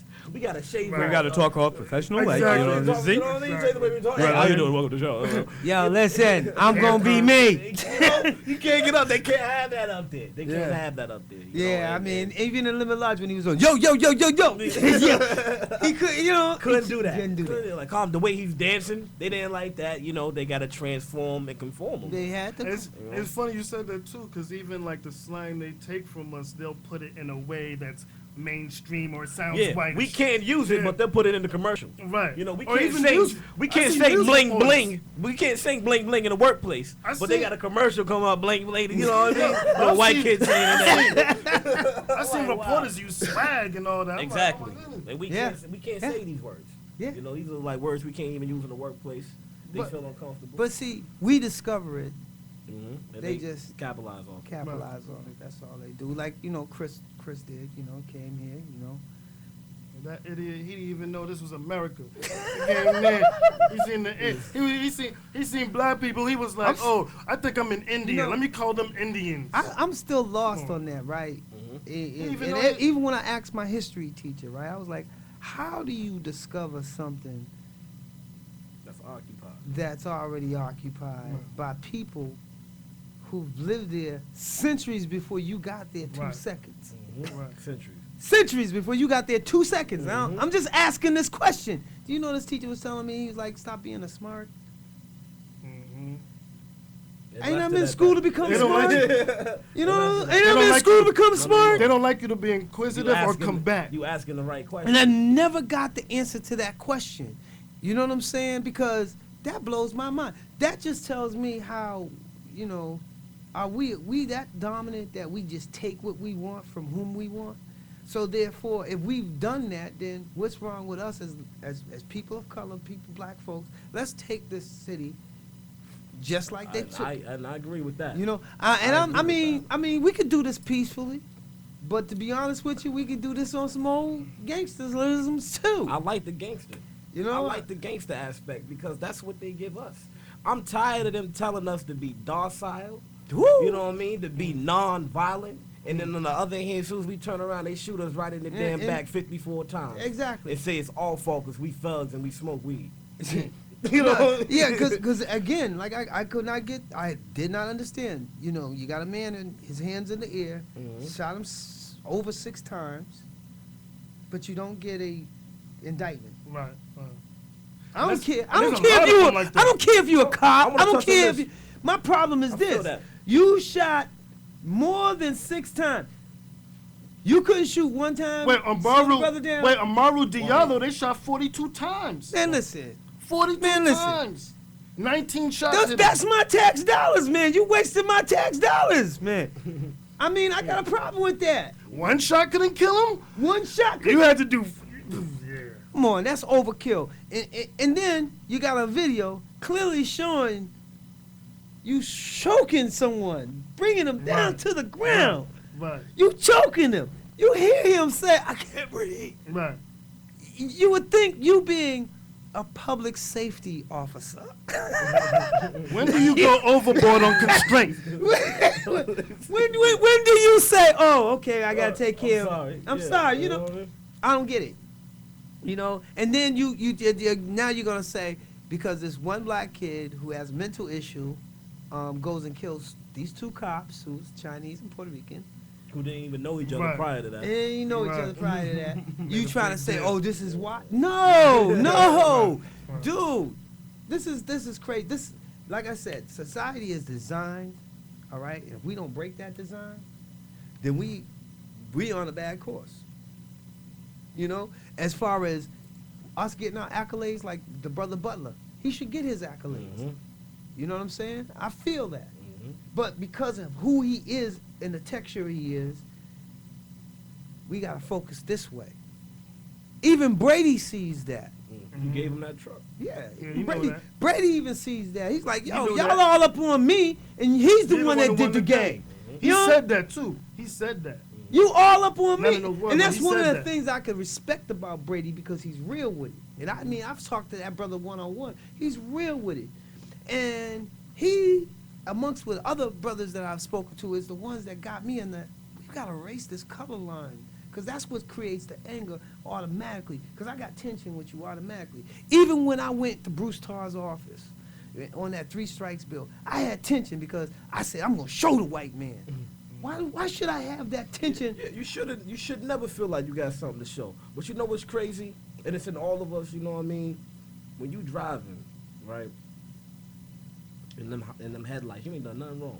And them red and blue lights going behind you, you know what I mean? And that something come over your heart, start racing fast, you grip the wheel like, oh shit, and he just go right past you. You know what is that though? What is that? What is that?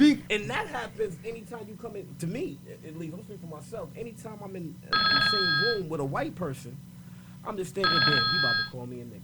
You know what I mean? It has nothing to do with I don't like you. You want to line with Dog Matter. Hey y'all, this is Toy. What's up, Toy? Hey, Preem. Hey, Draw. What's up, y'all? How you doing? You know, I gotta touch one base, right? Oh, I just got one question. What was said about the scandal? What do you feel like scandal is about? Scandal is the Negro bedwench in love with the white European man of power. And that's what you feel like the whole premises of the show is about? That's what I get when that's the image it perfects. That's the image. That's the image that it portrayed at the beginning because that was the image and that was the format that they based it on, and that was the first scandalous thing that happened.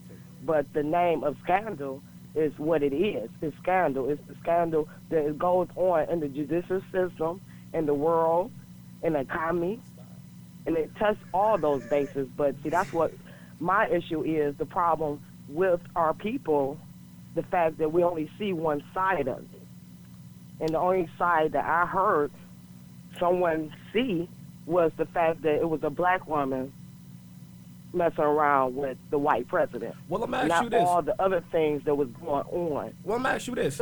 Aside from that. Would you still watch the show if it was I don't watch the show. I do know what the show is about. Oh, so you don't even watch the show? Oh. And I have taken way more out of that than just a black woman having sex with a white man. I'm not going to say president or anything. Okay. I think that is like basically what was said and what the comment was about. Just the fact that a black woman is intimate with the white man, not all the other things that's going on in the system. All right, well, I'm going to ask you this. Would you think the show goes on in front of us and we don't even know? Okay, sister, would you be an advocate for the show if it was a black man and a white woman as his concubine? You know what? I understand the show and the premises because, and I respect the show because it shows what goes on in front of our face. I understand, but that wasn't my question, sister. Face as a people, see, that's what we're talking about. I know that, but that wasn't the question. I just asked if you still be an advocate for the show. I'm an advocate for anything that I can learn from. Okay, so you would be an advocate for the show. No, whether I agree with it or not, I like to understand the differences of what I might miss. So you're not even going to touch that. Excuse me? So you're not even going to touch that question, then? I'm saying I don't care. I'm an advocate to anything I can learn from, whether I agree with it or not.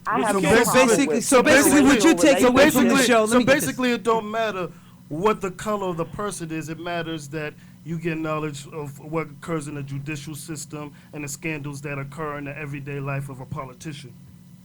And you know, yeah, and it's not just taking the basis of political things. See, that's where it go extra, where it's not just touching that basis, it's touching their everyday lives and the scandalous things that we see as a people and don't even know what's going on. When we walk out these doors, go on the train, you know, anything we do, you know what I'm saying, it's scandalous things going on around us and we don't have no idea about it. Like white supremacy. like black supremacy. What is black supremacy? What system what system is set up? Like what system is designed? White supremacy, but I hear just as much hate from my black men. Okay, you know I didn't say and I hate. don't feel like that can solve anything. You got white men hating black men hating white men and stuff. How are we gonna come as a people together? Okay. And I think that's what it's about. Sister. Us figuring out some type of balance to stop saying first, white, we have to black, be able to communicate. Community. Listen, we have to be able to communicate, because as soon as you called into the show, you already called with an attitude. All right, you already called like you. Hold on. You already called like you was about to jump down my throat because I said something about scandal. A show you don't even watch. But hold on, you don't even. Hold on, sister. You don't even watch the show, and you coming in talking about it. Because you said that. But hold on. What I'm saying is, what system, you said black supremacy, what system is designed by black people that hinders white people and disenfranchises them? Every system. I didn't ask. See, you're not answering the question, sister. Answer the question. What system by black people is designed? Different nationalities. No. You're not dealing with the issue.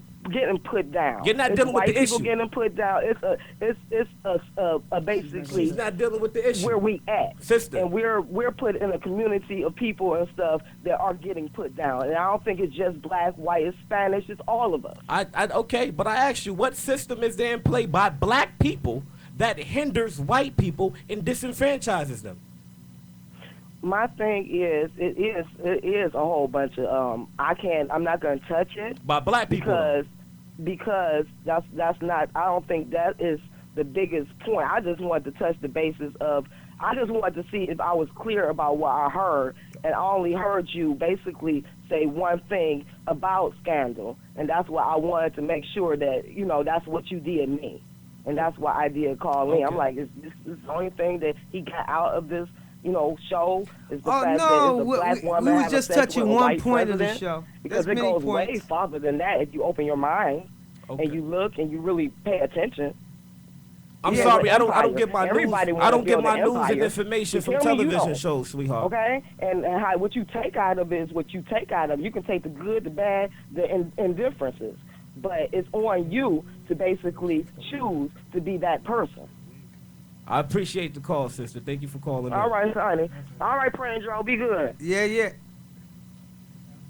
Now, that's an aspect we're going to have to deal with. Yes, the sister didn't even want to deal with the question. Yeah. She was being combative. She don't even watch the show. Well, I mean, what she was trying to point out to us, and I hear what she's saying, is that the show is supposed to pick what the politicians and what they do behind the scenes, the things that we don't get to see, And I understand, and I get all that, I get that, But I also get the point where you're coming from too. This is what the message that they're trying to send out, convert. It's subconscious. Right. Subconscious way. It's not supposed to be exposed like that. You're not supposed to know. And this is also. Let me just say this part too. This is also part of what I say where. Most times you got to fight with your own people to get them to see the direction and the right way of things that exist. Right. And that's a great point. But also, it's when we talked earlier about how people perceive messages that are brought onto them. You got to remember, too, that we all could look at the same thing and see it in 100 different ways. I interpreted my way, you interpreted your way. Right, exactly. And so, I mean, sometimes you're right, we have to let people see the subconscious messages that are going on, because as we talked about prior, there's even flashes that comes on that's bringing messages into the brain that's so seconds that you don't even know that popped up. You don't even see that. But any which way, the sister basically, when she looks at it, she don't look at it for the black and white aspects of it. She's looking at it as the political thing. Aspect. But I think it's important that we understand that there's messages in TV going on in order to what we was talking about, influence your brain and condition it to continue to oppress you, right? So with that being said, I just want to say be careful of what you look at. Sometimes look at it in deeper depths, because you might, even sister, you might want to even watch it. We'll go back and watch it and see these different things and may be like, open your mind to something different than what you was looking at it. Because sometimes you could they could put a show on. They don't have to do it the way they do it. You know what I'm saying? There's a purpose for them putting that certain images into it. There's a reason why Kerry Washington is in that position. Exactly. You know what I mean? And that's one thing we got to keep in mind. Everything just not done randomly. You know what I mean? It's like a series of events. It's all connected. It's done for a reason. And we actually running out of time for the show. Wow. Man, I mean, y'all really gave me some time here. I'm not used to this overtime stuff. Shit, we could go on and on and on. You know what I mean? I know this is so great. This is just some great stuff here, man. I really appreciate everything, man. I appreciate y'all having me out here on your show. You know what I'm saying? I mean, I'm really gonna welcome y'all to come to my show so we can pick up where we left off. Yeah, you know what I'm saying? That's dope. Word. And one thing I want to leave with this, you know, it's not about being combative with one another. You know, we have to be able to let each other speak. You know what I mean? And also listen to what is being said. And don't just react emotionally, because I feel that's what the last caller did. You know what I mean? She wasn't really listening. She heard something, reacted emotionally, because when she called in, I already felt the tension. She's ready to snap my neck off because I said something about Scandal. You know what I mean? All I gotta do is say something negative about Scandal, and the women are gonna attack. You already knew that, you know. And the fact that she don't even watch the show, that says a lot. Secondly, I don't get my news and my information from television shows. You know what I mean? We have to, if you want to learn more about politics and, you know, stuff like that, there's books out there. The NAACP, like my brother said, vice president out there, you got information to get you hooked up and connected. We don't have to look at what they're giving us as to see what's going on. You know what I mean? We know what's going on. You know, you can get the information many different ways via internet. You know, you just have to know what to look for, and who to look for. Right. You know what I mean? Yeah. The information's there. They said, you know, let's put it in front of them. They're not going to touch it. Exactly. I was surprised at the books that's in the library sitting there, and no one even goes to and knows that the book is there. They don't know what it is. I know. You know what screwed them up when they brought me into the Fed system, and they did not know what they were getting themselves into when they said, we're going to make you head of the law library. Oh, wow. They did not know what they... it was a rap because I was in every book. Exactly. I'm not, I like to read. I like to, research. I like to dig it all up. Right.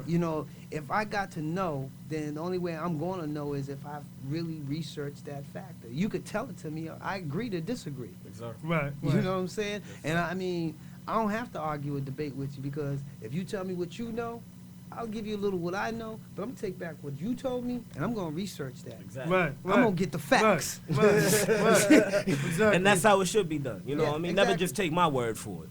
But at the end of the day, too, man, it's dope that, with this show and with your show, Drum Beat on the Table, we are raising the level of consciousness. You know what I'm saying? And in fact, man, we're all about black empowerment. And I'm glad that we had you here today. Well, I'm gonna answer that question you didn't ask me. Which one? I'm gonna answer that question. The question was, what is it that you are going to be doing out here that in this 2015 in your position that can make changes in our community or changes in Boston? Okay, but I feel you. Hit me. You want me to hit you with it? Hit me. Well, what I'm doing right now is I'm trying to, one, empower my people, wake my people up, get them to the table, and get community to run government. That's where I want to go. That's dope. I want to get community. Especially that community-run government. Yes, sir. Dope. Because at any given time, we should be able to say what we want, and we should be able to get those things. Because people lie, politicians lie, children lie, mamas, daddies, and fathers, and sisters, and brothers lies, but numbers don't. Right. And we make up this system. This system's run because of us. They need us to run a system. Yes, well, sir. we could be all day, and I'm not going to keep y'all up all night. Yes, sir. Thank y'all for tuning in, man. Dog Matter. Thank you, Preem, for coming in, man. I appreciate it. No doubt. Sir. My man, Joe Castle here. Please tune in next week. Yes, sir. Another episode, same time, same people, man. I love y'all. Thank to the callers for calling in. Really appreciate y'all. Much love. We out of here.